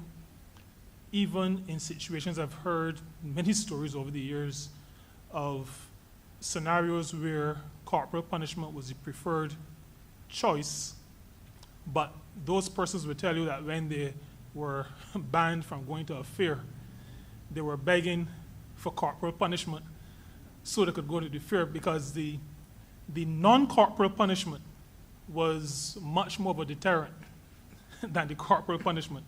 So I think there is evidence, even in situations where people may not want to accept, but they may need to be enlightened. And I ask that because, you know, I said I've had educators around me all my life, but I also represent a constituency that has, at this point, 7 educational institutions, 2 secondary schools, 3 public primary schools, 1 private primary school, and the Edna Nichols Center. And we'll soon have the Almapara School. So there are these situations all around, and I had quite a lot of opportunity to interact during the last general election campaign, because many teachers would have been teaching from home. Well, all teachers would have been teaching from home, so I was able to interact with quite a number of them. Moving on from that comment in terms of also engaging parents, the question I have, which I have had for many, many years, is how are parent-teachers associations, that facility, that construct or mechanism, how is that mechanism leveraged to improve the educational system in the country? Teachers always say that, you know, you try during the 6 hours at school, but when the child goes home, everything is taken right back out, and the next day you have to start fresh. How are PTAs leveraged in relation to getting the ideas, the concepts, building partnership where home will reinforce school? How is that happening? And I'm asking the question because I get the impression that it may not be as strong as it is. Am I correct? Is there room for improvement? What is the ministry doing in that regard?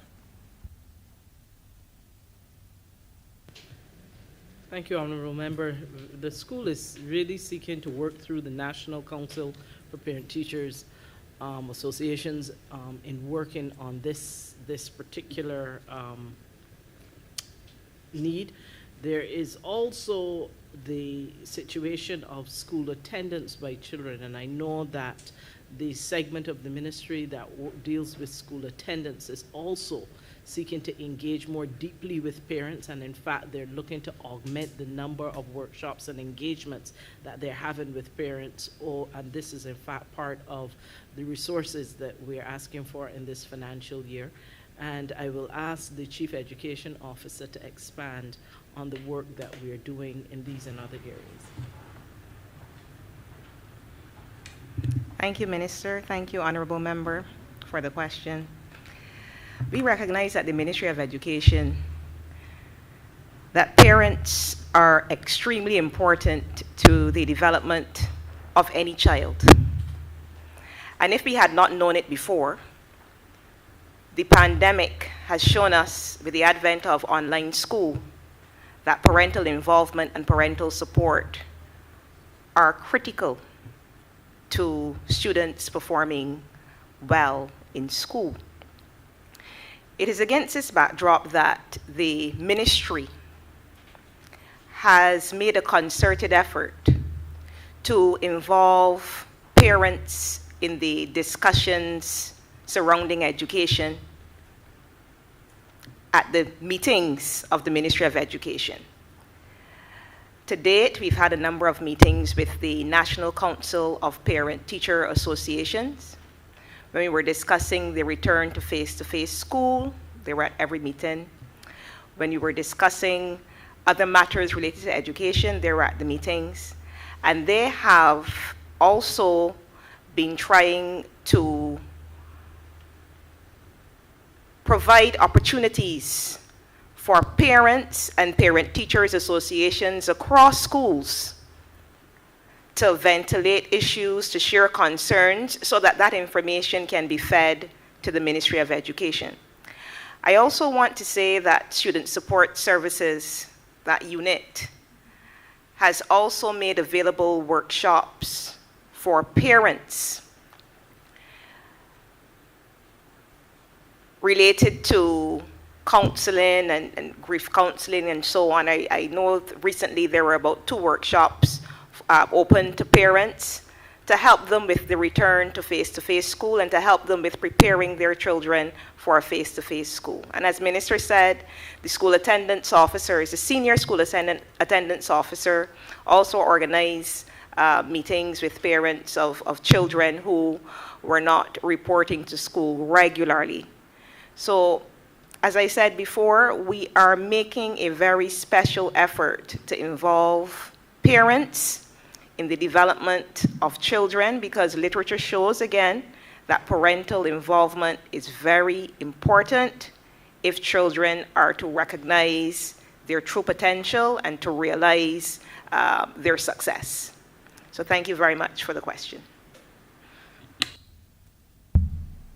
Thank you very much for that response as well. And I believe this is something that really must occupy the attention. Chief, you indicated that the pandemic made this very real. All of us know that too often the parents who you would really want to see at some of these meetings are the parents who you don't see. And I didn't ask the question because I have the answer. I'm asking the question because I think all of us realize that some special effort and maybe some special technique or something has to be developed to reach those who really need to be reached.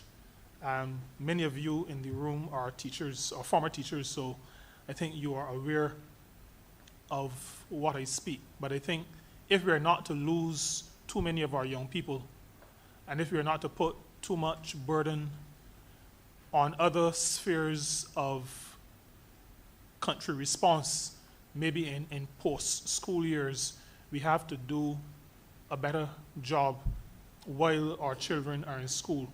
The final question that I have relates, and I have maybe something in terms of health and diet. As a Seventh-day Adventist, this is always something very near and dear to me and to my heart. the matter of diets for children, recognizing that many of the illnesses that we see in later life come from what has been ingested, consumed in earlier life. And in an effort not just to reduce the burden on our healthcare institutions, because I think that should actually be secondary. Primarily, we should be allowing people to live as long as possible and in as able a way as possible. And my question has to do with what is happening at the level of the school in terms of ensuring that children, while under the care of the state in the school setting, are guided. I use the word guided because I can't think of a better word at this point, into consuming foods that are healthy and that conduce to learning and also healthy living post-school age. So I'm talking about what is taught in health science, if that is still something that is taught. It was taught when I was at primary school. I'm talking about what is offered in school canteens. I'm talking about what is offered by way of the school meals service. And I'm also talking about what is allowed to be sold on the premises but outside of the canteen, maybe just outside of the fences and gates of our schools.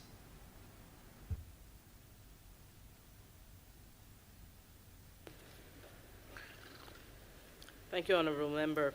We certainly at the Ministry believe that a child that is healthier will learn better.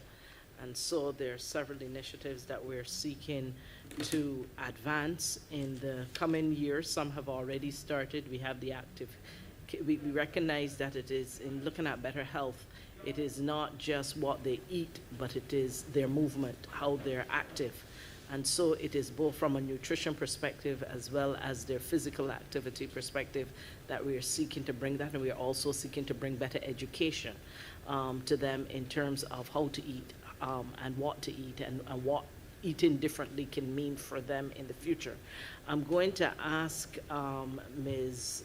Dawn Brown, who is head of the manager of school meals department, to respond in specific ways, but I additionally want to say that we are certainly walking lockstep with the Ministry of Health and Wellness. That's another one of the linkages we talked about, to ensure that we're able to do our part at the school level to help to manage NCDs and the number of specific active actions that we have to take in order to ensure that we are creating school environments where nutrition is at the top of the list of how children are feeding themselves, or how we are also feeding them through our school meals programs.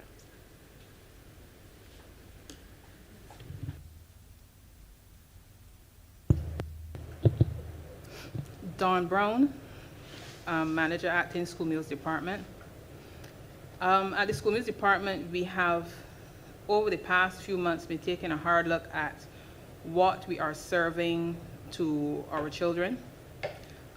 We have realized that there is room within our operation, within our menus, to improve on what we are doing. Also, with the pending implementation of the National School Nutrition Policy, we realize that we have to bring our meals on par with what that policy is recommending. We have been working assiduously with the National Nutrition Center, with their dietitians and nutritionists, to look at our menus, to see what modifications we can make within the limitations that we have with regard to how we prepare food in bulk, how we transport in bulk. And we have been working with them to make changes to our menus. We have looked, for instance, at the amount of vegetables that we use, the variety of foods that we're using, the preparation methods, and we are working with them to come up with a collection of menus that we can use to draw from to create our menus, which we prepare in a 5-cycle in a 5-week cycle, so that for each school term, we are certain that we have daily menus that are healthy and beneficial to our children. It is not, we cannot operate school meals as something that is, what can I say? We cannot operate school meals in something that is separate from the school itself. We have to realize that the school feeding has a major role to play for children and as far as how they learn, how they're able to concentrate, and also in their general health. The meal that we provide then has to be as healthy as possible for those children. We recognize that, and we are working with the Nutrition Center to make this so. Thank you. Okay, Honourable Member, also recall that the school nutrition policy also speaks to how we will treat the canteens, etc., and the fact that we're seeking to ensure that the kinds of foods that are provided through our canteens on the premises are indeed suitable for what we need to deal with. You will also know that there are other other initiatives that are in schools, such as Water Wednesdays and Fruit Fridays, and indeed health and family life education. We expect that too will continue to make a contribution to how we educate and we socialize our young people as it relates to health and nutrition. Thank you very much, Minister and team. I appreciate the responses. I am aware that managing schools, well, I shouldn't say I'm aware, from on the outside looking in, and maybe having some indirect association, I'm aware that managing schools, managing classrooms is a difficult challenge. You have really the burden of producing the next generation very much on your plate, based on sometimes the lack of support that you may be getting from other places, including some homes. So there's quite a significant responsibility on your plate, and I commend you for the work that you do and wish you well as you continue to build that next generation. Thank you.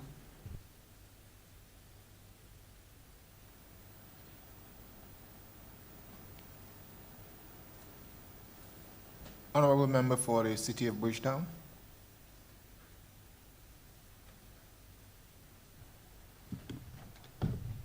Thank you, Mr. Chair.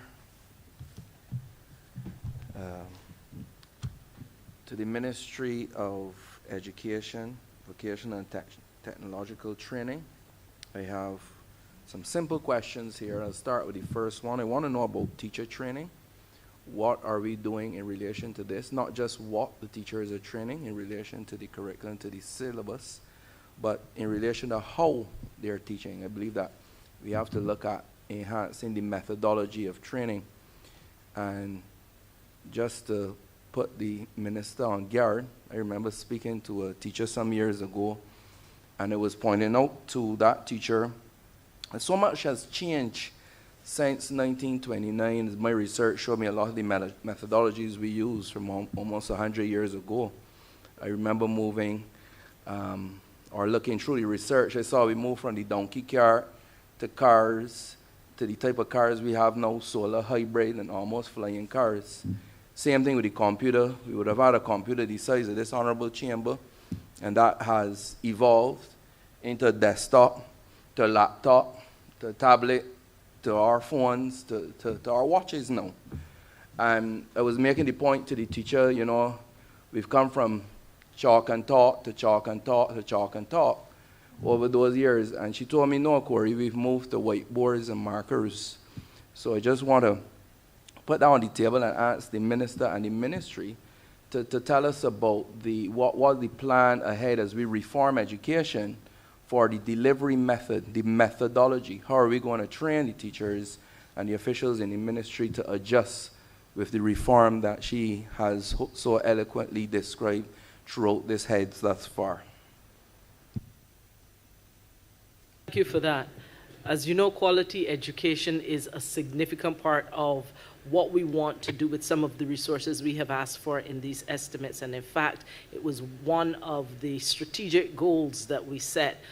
Teacher training was part of that quality of education, where teacher training is a significant aspect. And I'm going to ask Dr. Colin Cumberbatch, who is the acting principal at the Urdeston Teachers Training College, to speak to the specifics of how we are modernizing the way in which we are teaching teachers, how we are supporting them and being able to be more creative and more innovative in the classrooms, and the kinds of other resources we are bringing to bear to support them in moving in the direction of a more modern approach to how we teach for the future. Good afternoon. I am Colin Cumberbatch, principal assigned to the Urdeston Teachers Training College. And I can tell you that Urdeston is looking to chart a new course in teacher education in Barbados.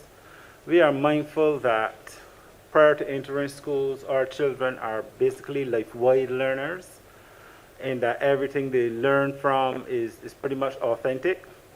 When they enter the structure environment of a school, we tend to channel them down a line of lifelong learners. What we'll be looking to do at the Urdeston Teachers Training College now is to improve instructional quality in our schools through the readjustment to the way we approach teaching and learning. We are looking to include both life-wide and lifelong learning strategies. Now, we are mindful that a lot of our children, especially the boys, have challenges when it comes to experiences. So one of the major things that we'll be looking to do at the college will be to introduce the idea of virtual reality, because we are mindful that the virtual reality system has the capacity to provide vicarious learning opportunities for our children.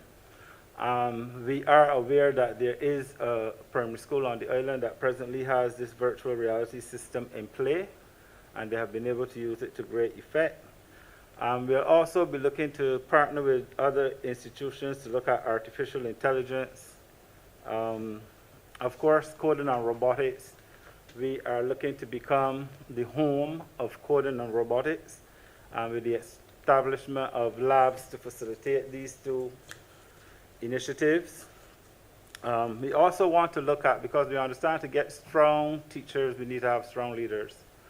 So we'll be looking to push towards targeted professional development activities for our teachers, our leaders, and our aspiring leaders, because we want to make sure that ultimately within our schools, we are developing the capacity to be able to manage all systems, all challenges, all problems, while providing at the same time the opportunities for our children to be best catered for with the most modern of strategies. So we're going to also target putting our tutors at the college on the cutting edge so that they can train as trainers of teachers, that they can be able to provide the best that they can for our teachers.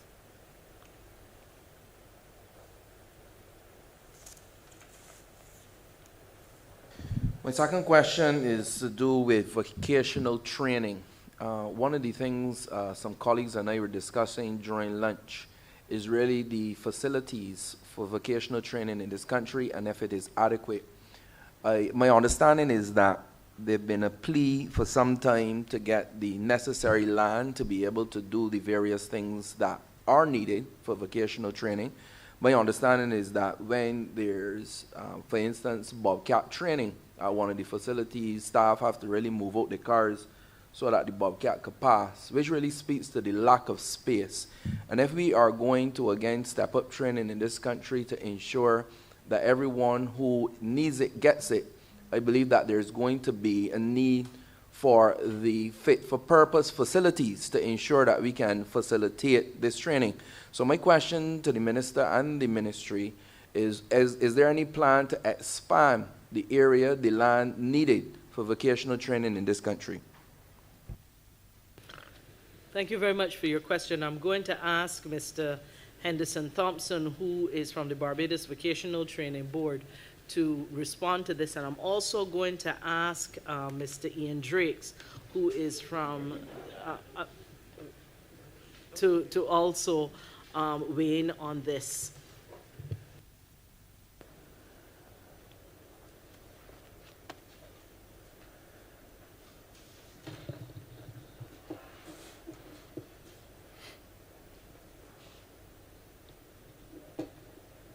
Good afternoon. Henderson Thompson, Director, Barbados Vocational Training Board. And I welcome this question. Thank you so much. Yes, we, about 2 years ago in this chamber, I said then that we needed a plantation and we didn't want it at any cost. And therefore to hear now again the question coming up, I will say to you, yes, we indeed need a plantation, and we need the support of the government in our quest. Vocational training calls for lots of space. I worked at the Samuel Jackman Prescott Institute of Technology years ago, and we at the time were looking to expand the buildings at SJPI, and we couldn't do it because we were planning to build on top of what was there, but they were not load-bearing walls. A beautiful building, beautiful campus, but they couldn't go up. We at Barbados Vocational Training Board, we inherit buildings, old primary school buildings, which have outgrown the primary school children of the past, which was some of us now. And we try to do the best with those buildings. And the maintenance costs on soft stone buildings in this country, you would know, are tremendous. And therefore, for our budget, it is quite astronomical to maintain the building so that the staff and the trainees at the board will not be going into sick buildings. And we have been doing a pretty good job to date. But we want to expand. A lot of our programs and programs that young people apply for on a yearly basis, we can only take in 16 people, and in some cases less than that because of the classroom space. It was built for primary school children. You have built larger primary schools, and we've been asked to move in there. We've inherited those buildings. We are saying now that we can possibly use a few of those buildings as satellite centers going forward, but we need to have a sizable amount of land, and I'm not just talking about 10 acres of land, I'm talking about a plantation size, 50 acres, 100 acres, so that we can roll out programs in agriculture, horticulture, programs in our heavy equipment areas. We just bought some new equipment. Minister Strawn, Honourable Minister Strawn would have told us back in 2 years ago to make sure that we invest and what we ask for, that we go out and buy, and that we train the young people, because the young people will be interested in these programs. And they are. And the numbers are playing show. But we can no longer operate in a small area like Sales Court, which is one of our largest centers, by the way. It's 10 acres. But when we operate in those tractors and the bobcats and so on, we have to tell the staff, move the cars, park them somewhere else. The guys who drive got to move the cars and so on, so that we could operate in as safe as an environment as we can. And it is still not enough space. The next challenge we're going to have, you would have been hearing it on the radio, is the fact that there's going to be a new nursery school soon to be built by the Maria Holder Trust on a part of the land that we use for plowing and so on. So this is going to even push us further back in our programs with horticulture, which we are now getting back into in a big way, as well as the tractor operations and the bobcat and the skid steer loader and so on that we have. So we really need more space so that we can offer more of these programs, these construction programs, and we know that the boom, the gateway is upon us. And we need to have the space so that we can roll out and have multiple classes, and a lot of new programs my curriculum development and research departments have been working on, and we stand ready. But we need the space to deliver. We are not necessarily wanting the government to build the institution for us, a new institute for us. We can design it, and we can work with the private sector and the many agencies overseas who are willing to help us. The Colombians are willing to help us. The folks from Caterpillar are willing to help us. The folks in Germany are willing to help us. The folks in Spain are willing to help us. But we have to help ourselves by getting space that we can train the young people, where we can have 5 acres for the Bobcat people. We can have a track that the truck drivers can drive on, practice on, and get their license and so on, and a number of areas. So with that, that's my contribution for this time. Thank you. Over to you, sir.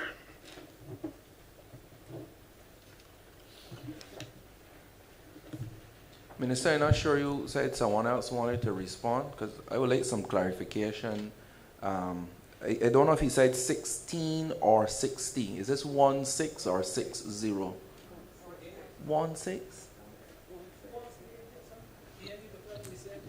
16. SJPA. Ian Drakes, Principal of the Samuel Jackman Prescott Institute of Technology. I too welcome the question, Honourable Member, and thank you, Minister, because we at SJPA are also asking for space. That's an industrial standard. You only allow 16 as it relates to technical vocation, education, and training, respectively. And I want to elaborate on what Mr. Thompson said in terms of space. And I'd like to use the example of masonry as we spoke about the gateway just now.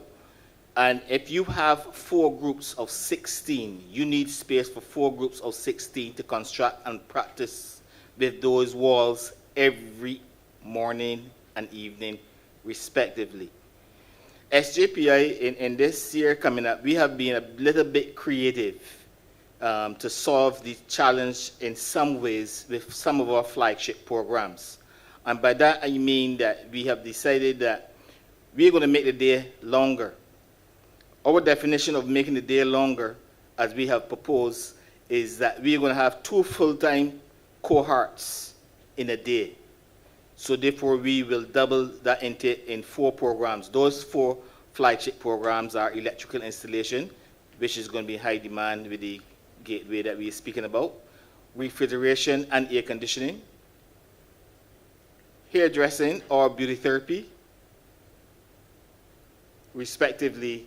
As we relate to those programs, we are saying we want to increase the intake for those programs in the next financial year, because we see a demand from our statistics of taking in 16 and 300 persons applying. For our hairdressing and so on, we have done some research which has shown that persons in these areas are hardly if ever unemployed, so therefore they are working for themselves or working for someone, which would help the economy.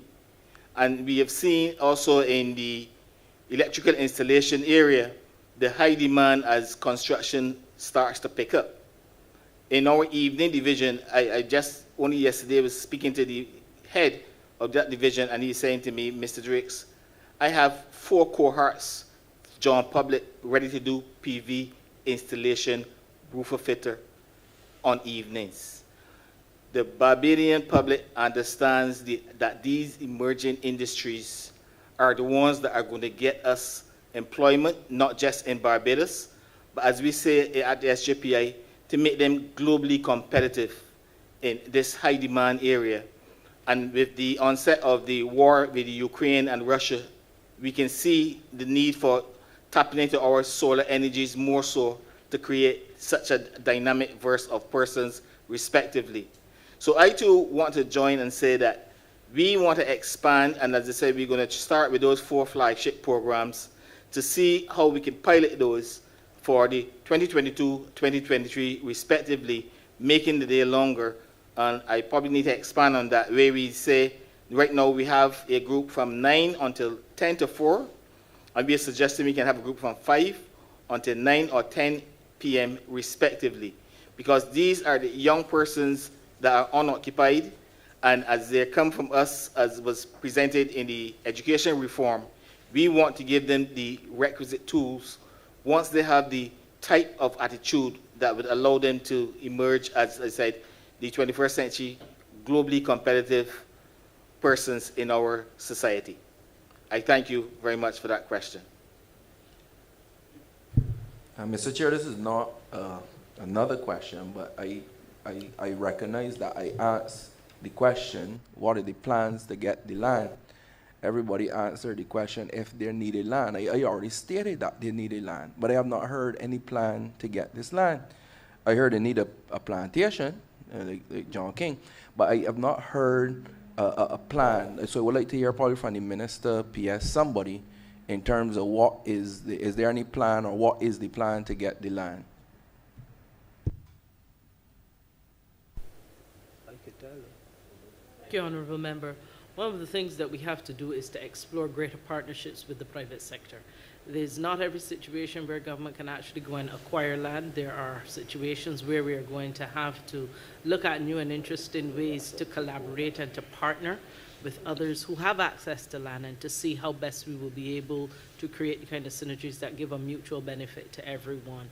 Additionally, I know that we have started as we were considering the construction gateway projects to be able to see how the institutions who are working in the vocational training space, how they can pool their efforts together and be able to work with both government, the IDC, and others to provide access to buildings, etc. The truth is, it may still not be enough right now, but I think that what we have to do is to start walking from where we are, building those relationships, seeking to go out there and pool some of our resources and be able to share space.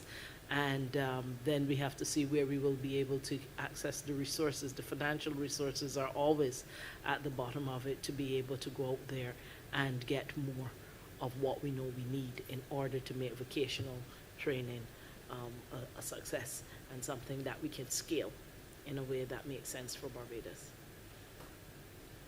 And my final question is kind of like a summary of a number of questions for the day. My colleague from St. Michael West and St. Michael North, and also Dr. Denny from your team, spoke about persons falling through the gaps or gaping holes, if you want to call them that. We talked about the high failure rate, dropout rate, attrition rate in the schools.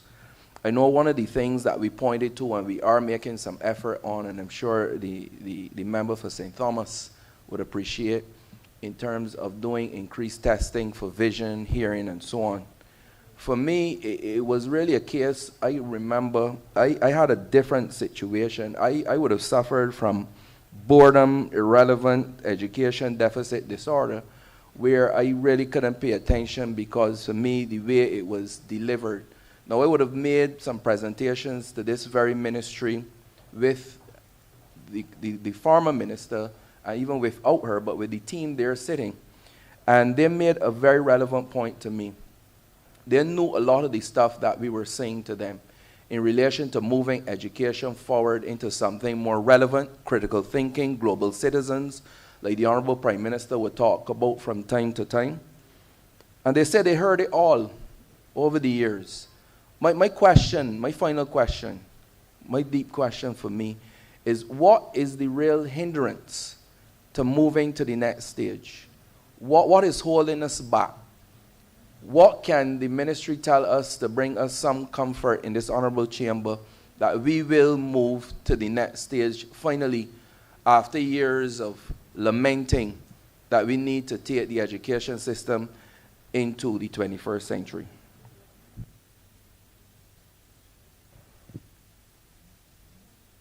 Honourable Member, I believe that the reform agenda, some of which we discussed today, is very intentional and very specific in some of the things that we're seeking to do. Of course, as we get further approval for that, we're going to be able to expand a lot more on what we're seeking to do. But I think that what is important is not just what we're going to do with the schools, it is what we're going to do with the teachers, it's what we're going to do with the leadership, it is what we're going to do to restructure the entire system. Because we recognize that this is a system that has served us well in the past. We recognize that the way that we are structured for education at this point in time, the resourcing for the areas that we say are priority areas for us is inadequate. And we therefore, what is holding us back? What is holding us back really and truly is, one, making sure that we're structured now for the functions that this ministry will have to perform going forward. It is making sure that we are properly resourced. We're going to have to be able to pay for the kind of education system that we want. And we're going to have to be able to ensure that when it comes to implementation of the reform agenda, that we're able to do so with some speed. And as you know, we're seeking to move with great speed over the next couple months to advance that reform agenda.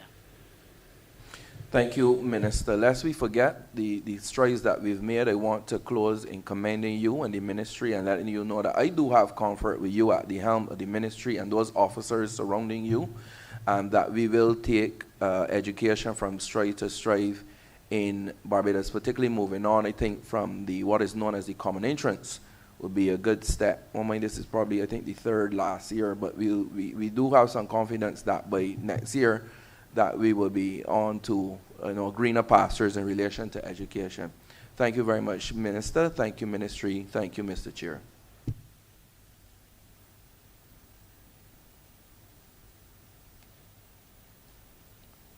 Thank you, Honourable Member for St. James South.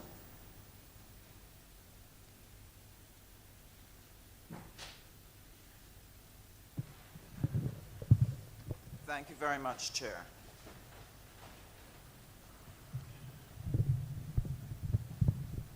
I want to congratulate the Honourable Minister on her appointment, and I was heartened, to say the least, to hear the reform agenda that you have laid out, because I have great concerns about the level of disinterest that we see in students in terms of engaging learning and the resulting impact on our economy. There are three things that concern me considerably about it. One, the current disinterest of most of our children mean that we will have a generation of parents who will not be able to inculcate a love of learning in the next generation, and that is a threat to our economy, it's a threat to our society. That has been compounded by the fact that we have had a situation where the economic crisis has made it difficult for children who did go out and learn, who did get certification, who did get their degrees, then for many years have been unable to get jobs. And while that is very discouraging to the actual certificate holder, it is even more discouraging to their siblings and the generation behind them who look at them and say, you've worked hard and you ain't get nowhere, so why should I kill myself to learn in school? And then you add the third wave now that is threatening our economy, which is what would have happened in COVID. And children did not do well but started to slip back. So those three waves are going to have a tremendous impact on the Barbadian economy and society within the next few years, because it's going to compromise that workforce and therefore compromise our earning power. And therefore I was very, very happy to hear what you're doing in terms of reform, and I want to wish all of you well. There was just one little question that I had in relation to some of the reforms. I believe the Honourable Member for Christchurch East Central started to touch on it in terms of children who are challenged. What I wanted was just a little bit more information on what is being specifically done for children who suffer with dyslexia. What we're doing in terms of assessment, what adjustments are being made to teaching, and what provisions are being made to support them when they are going to be tested, because they don't do well in exams for the varying reasons. So I just wanted to know a little more specific on dyslexia. Honourable Member, I'm going to ask Ms. Kay Sargent, who has responsibility as the Senior Education Officer for Student Support Services, to respond. Thank you, Minister, and thank you for the question. Students, in terms of accommodations for when they are taking exams, we do carry out assessments so that they can get accommodations on examinations. This would have been at the Barbados Secondary School entrance level, as well as the CXC level. Accommodations can be had for students who are diagnosed with a specific learning difficulty, such as dyslexia. They can be given additional time to complete their examinations. In some cases, they can also be given a reader or a writer in order to assist with their examinations. I thank you, Minister. Okay, I think at this time, if you would permit me to, there is the Literacy Diagnostic Assessment and Early Intervention Center that is now really finding its feet. We have made some investment, and we are seeking to make further investment in this diagnostic facility that would be able to do the assessment at an earlier stage, make the interventions at an earlier stage, and be able then to direct how we can get much better outcomes. I'm going to ask Dr. Colin Cumberbatch from Urdeston, who does have some responsibility for the Literacy Diagnostic Assessment and Early Intervention Center, to speak a little bit as to how that center might be able to assist with regards to the question you raised. Hi.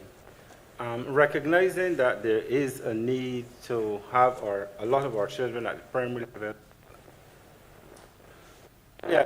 level assessed to determine the major cause or the root causes of the challenges that they're having with literacy, the college has embarked on the ambitious task of developing a literacy diagnostic assessment and early intervention center.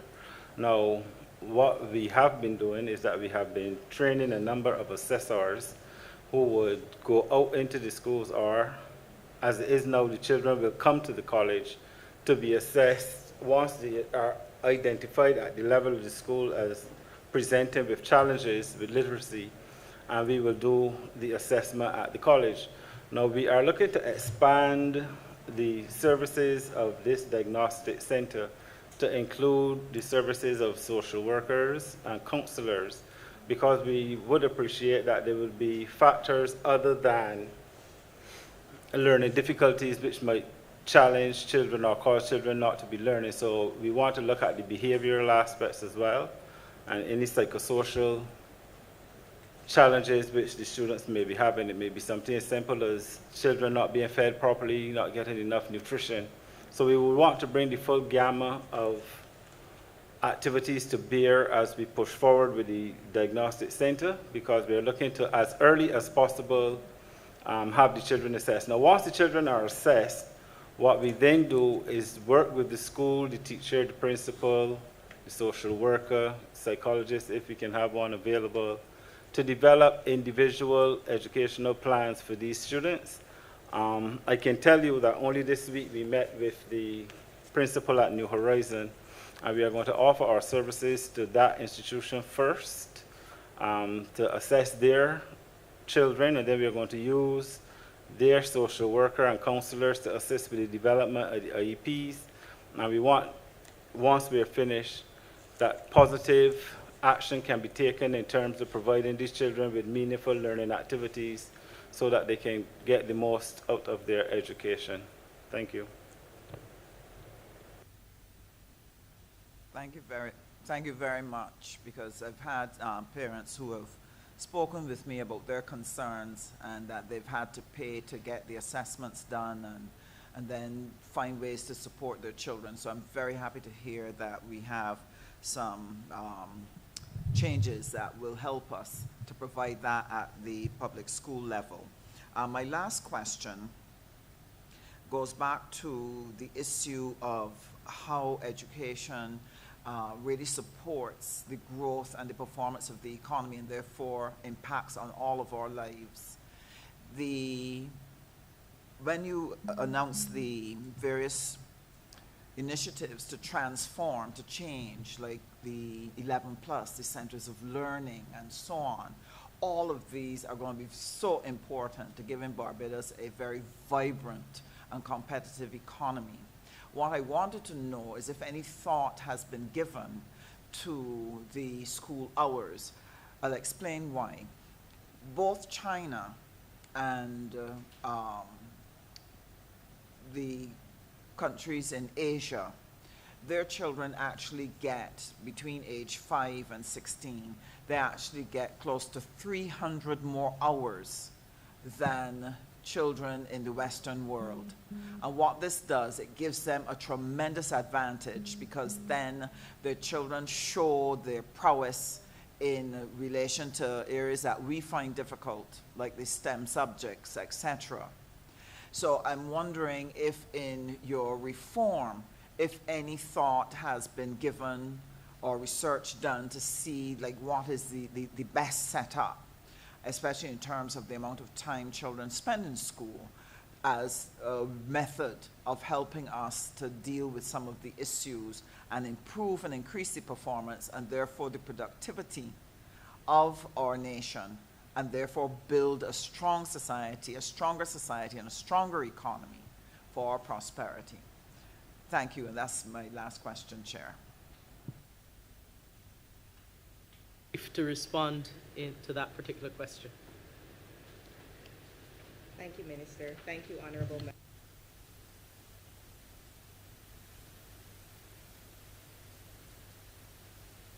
Yes, so at what point?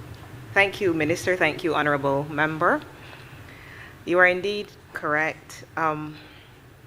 Those Asian countries have a different system that allow their children to be engaged in formal learning for longer periods of time, to expose them further to various aspects of job life. Now, here in Barbados, we are quite different, yes. The World Economic Forum, there is a study by the World Economic Forum. I think that the article was published about 2 years ago, and it said about 65% of the children entering primary school will work in jobs that do not yet exist. What we are working on at present is exposing our children to as many opportunities that there are out there. We're going the route of engaging with the diaspora. We've also, to date, had workshops and conferences where students were exposed to the future of work. I think that this is where we have to start, because in terms of lengthening the school day at this point in time, with a curriculum that may not be as exciting or as engaging as it should be, would be more so of a punishment to our children than to really get them engaged and perform activities and problem solve, you know, and prepare them for the world of work. So we're taking it step by step. We are exposing them to as many things as possible. We are getting them to participate in activities like coding and robotics, where they can think about becoming creators more so than persons who use the technology. We're getting them to think big. At the nursery level, we're thinking about play-based learning. So I think the focus right now is exposure to these things. And of course, it is something that we can consider a little later in terms of lengthening the school day once the curriculum is interesting enough to help the students to gain cognitively. So thank you very much. We seem to be in good hands. Thank you very much.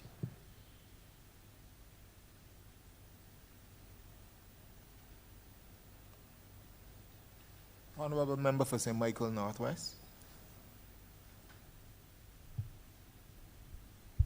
Thank you, Mr. Chair. My concern this evening relates to a similar issue to my colleague from Christchurch East Central when it relates to And I'm speaking on the behalf of those voiceless mothers and fathers and guardians who have children and find it very challenging to have their child or children admitted to some of the primary schools that are situated in the heart of my constituency. St. Stephen's Primary is one, and St. Stephen's Nursery School. Those are two perfect examples when it relates to these schools that some of the children within the catchment area, find it very challenging to be accepted. And just like my colleague, children coming from as far as St. Lucie and St. Peter and St. James being accepted within these schools, I think is very unreasonable. And I can honestly say that I think that my constituents deserve the same opportunity to be accepted within these schools. And they want to know how the ministry can really address this vexing issue. That is my first question. And the second one relates to the maintenance of some of the schools within my constituency and the poor workmanship coming from some of the contractors that the ministry hire to do the work on these schools. And they want to know what the ministry is doing to really address the poor workmanship and holding these contractors accountable for the work being done. And my third question relates to some parents who have children with special needs, and every primary school don't have the facility to really serve these children with such challenges. And the communication and paperwork process between the primary schools and the Ministry of Education is not satisfactory because the child continues to be at a disadvantage before the transfer is completed. And I also would like to know what can be done to address this issue as well. Thank you. Okay, thank you, Honourable Member. I believe that it was Ms. Joy Adamson, the Deputy Chief Education Officer, who had indicated that there is a policy as it relates to children in the catchment area, that those children must be accommodated at the schools, and where there is an application where this is not being done, she has asked, and the ministry certainly stands by this. You simply report to the ministry that this is not being done, and the officers here, in this case, Ms. Addison, will simply reach out to the principal to see how best we will be able to accommodate that. But I believe the policy is, not I believe, I know the policy is such that the persons from the catchment area will get first priority in terms of accommodations at the school. Secondly, with regards to the poor workmanship, it is never a good thing to have for the taxpayers of Barbados to have paid for a job that is not well done. And I am going to ask Mr. Francisco Miller to respond to the question about what is being done in order to manage situations where the workmanship is not at the standard that we would like and that we think is deserving of the contract offered. Thank you, Minister. In terms of the workmanship that the Minister is speaking about, we would have been very much so aware of the issue. We would have worked with the said contractor to give him an opportunity to correct the poor workmanship.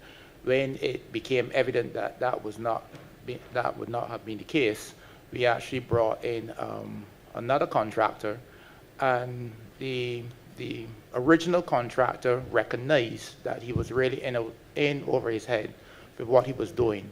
Unfortunately, sometimes we are unaware of the quality of the contractor's work until we give him or her an opportunity, and where that runs afoul, we would have discussions, and then we would actually we would sometimes terminate the contract because we don't want to pay for something that is not of a high quality. But in that situation, at that particular school, we tried at every turn to ensure that the contractor had every effort. There were some extenuating circumstances that the contractor could have argued about in terms of why he had delayed his work and the quality of it. But, and that is why we reached out to him to see how we best could, everybody could have been a winner in that. But in that situation, the work was not of a good quality. And I can't defend poor workmanship. And as I said, we brought in a contractor who was very much so capable and did a good job in saving the day for us. But going forward, we would not engage that contractor to carry out that particular work again, because he would have had more than enough time to produce good work. Thank you.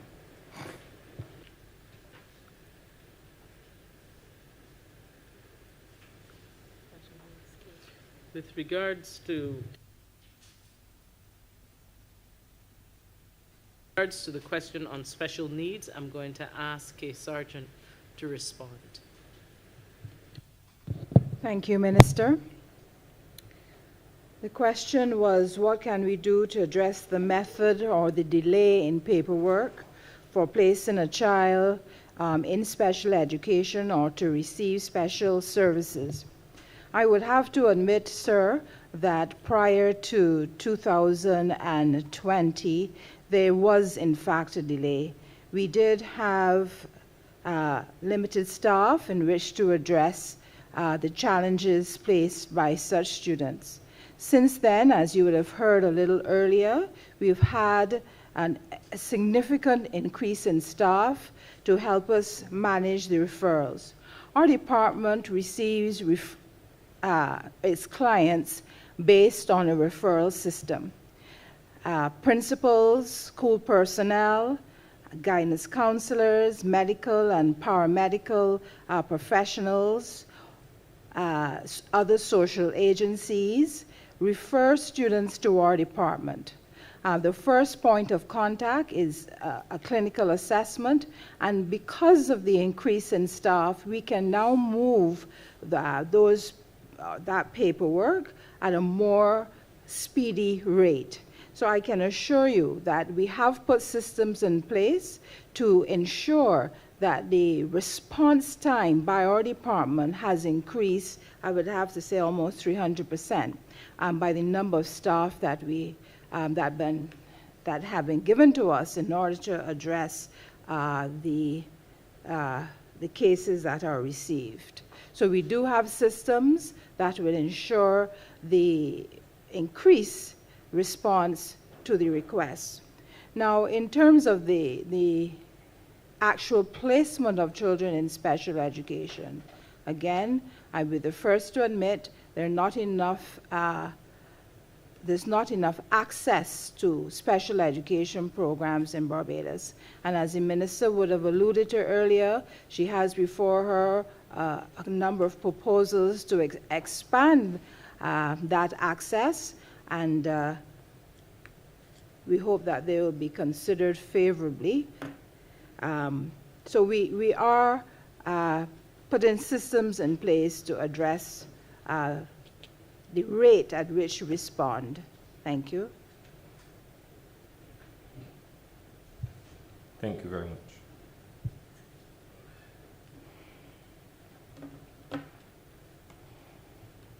Thank you, Honourable Member for St. James North.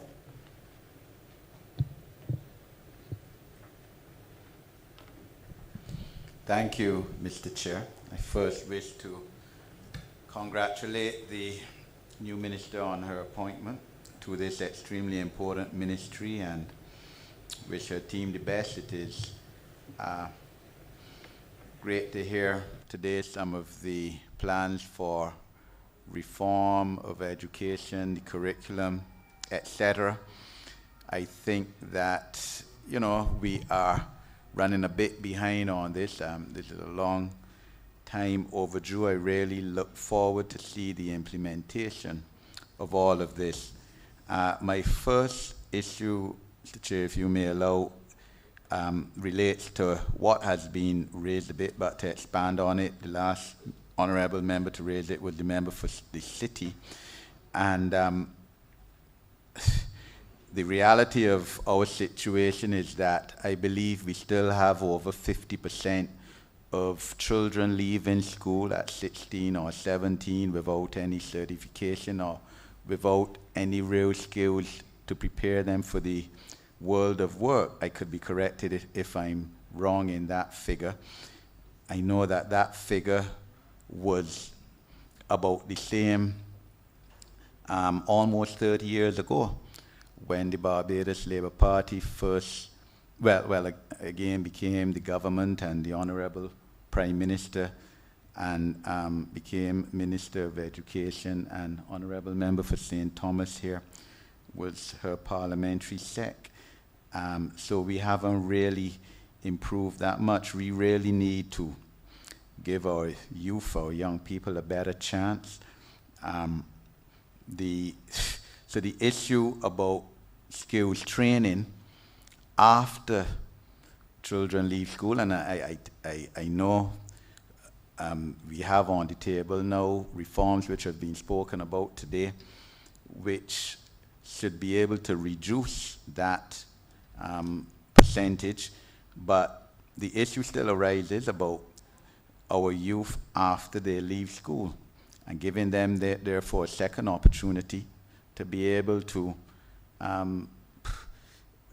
be competent and capable of employing themselves or finding employment. And yes, I'm not so sure that the Honourable Member for the City's probing was addressed correctly, because I would be very willing, as a member of this Parliament, to support finance for expansion of skills training and vocational training in this country. I have had conversations, in fact, been in to see Mr. Thompson, Henderson.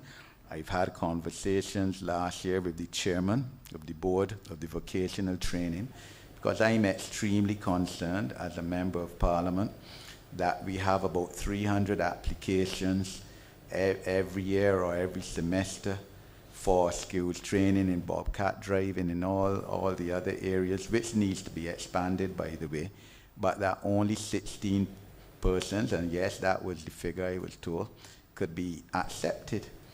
And, you know, so we as a result, we have young people who are willing to acquire some skills, going to training programs, having left school, perhaps without certification and without those skills, but they're unable to access placements because there's limited capacity.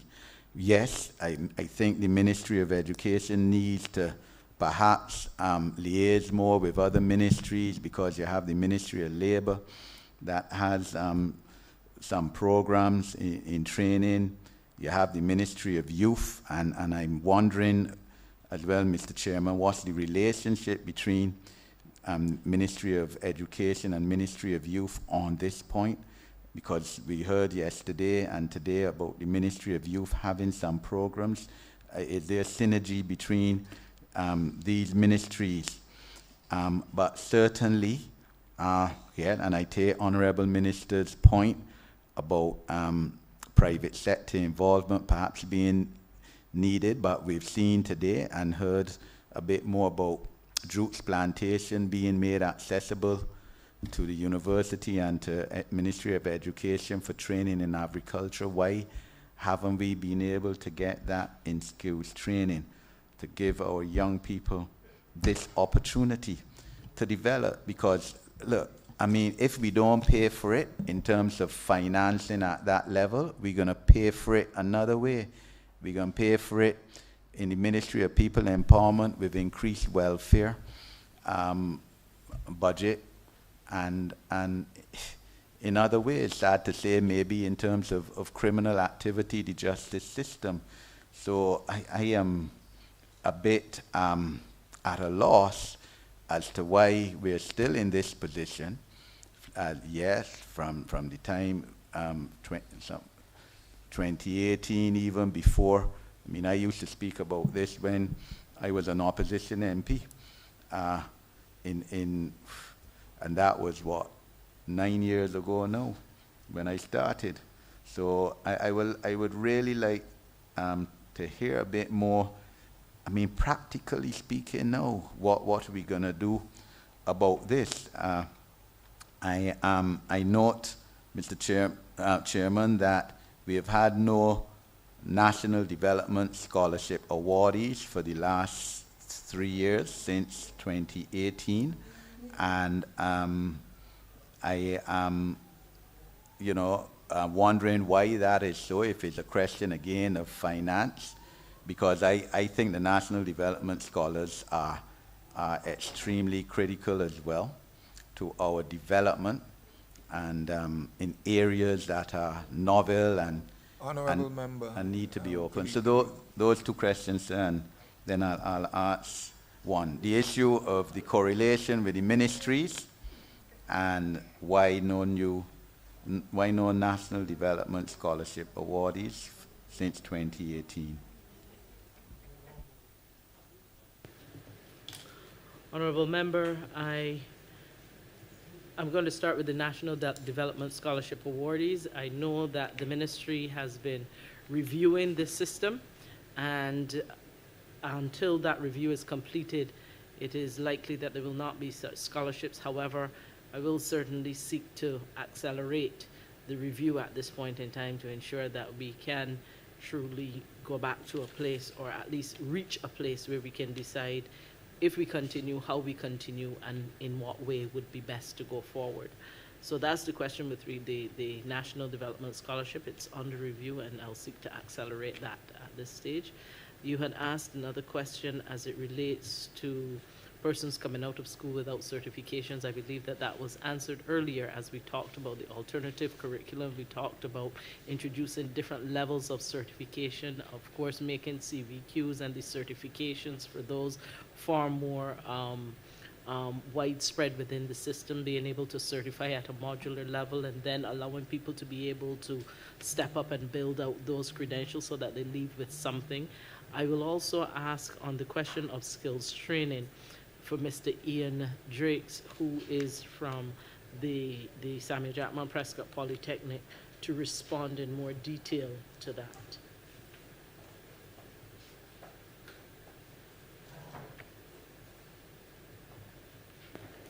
Thank you, Minister. Thank you, Honourable Member.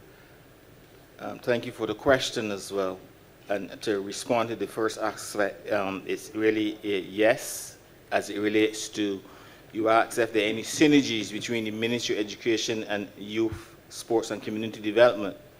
And I want to say that at the SJPI, we, on a continuous basis, have been delivering whatever name you want to call it. The last name is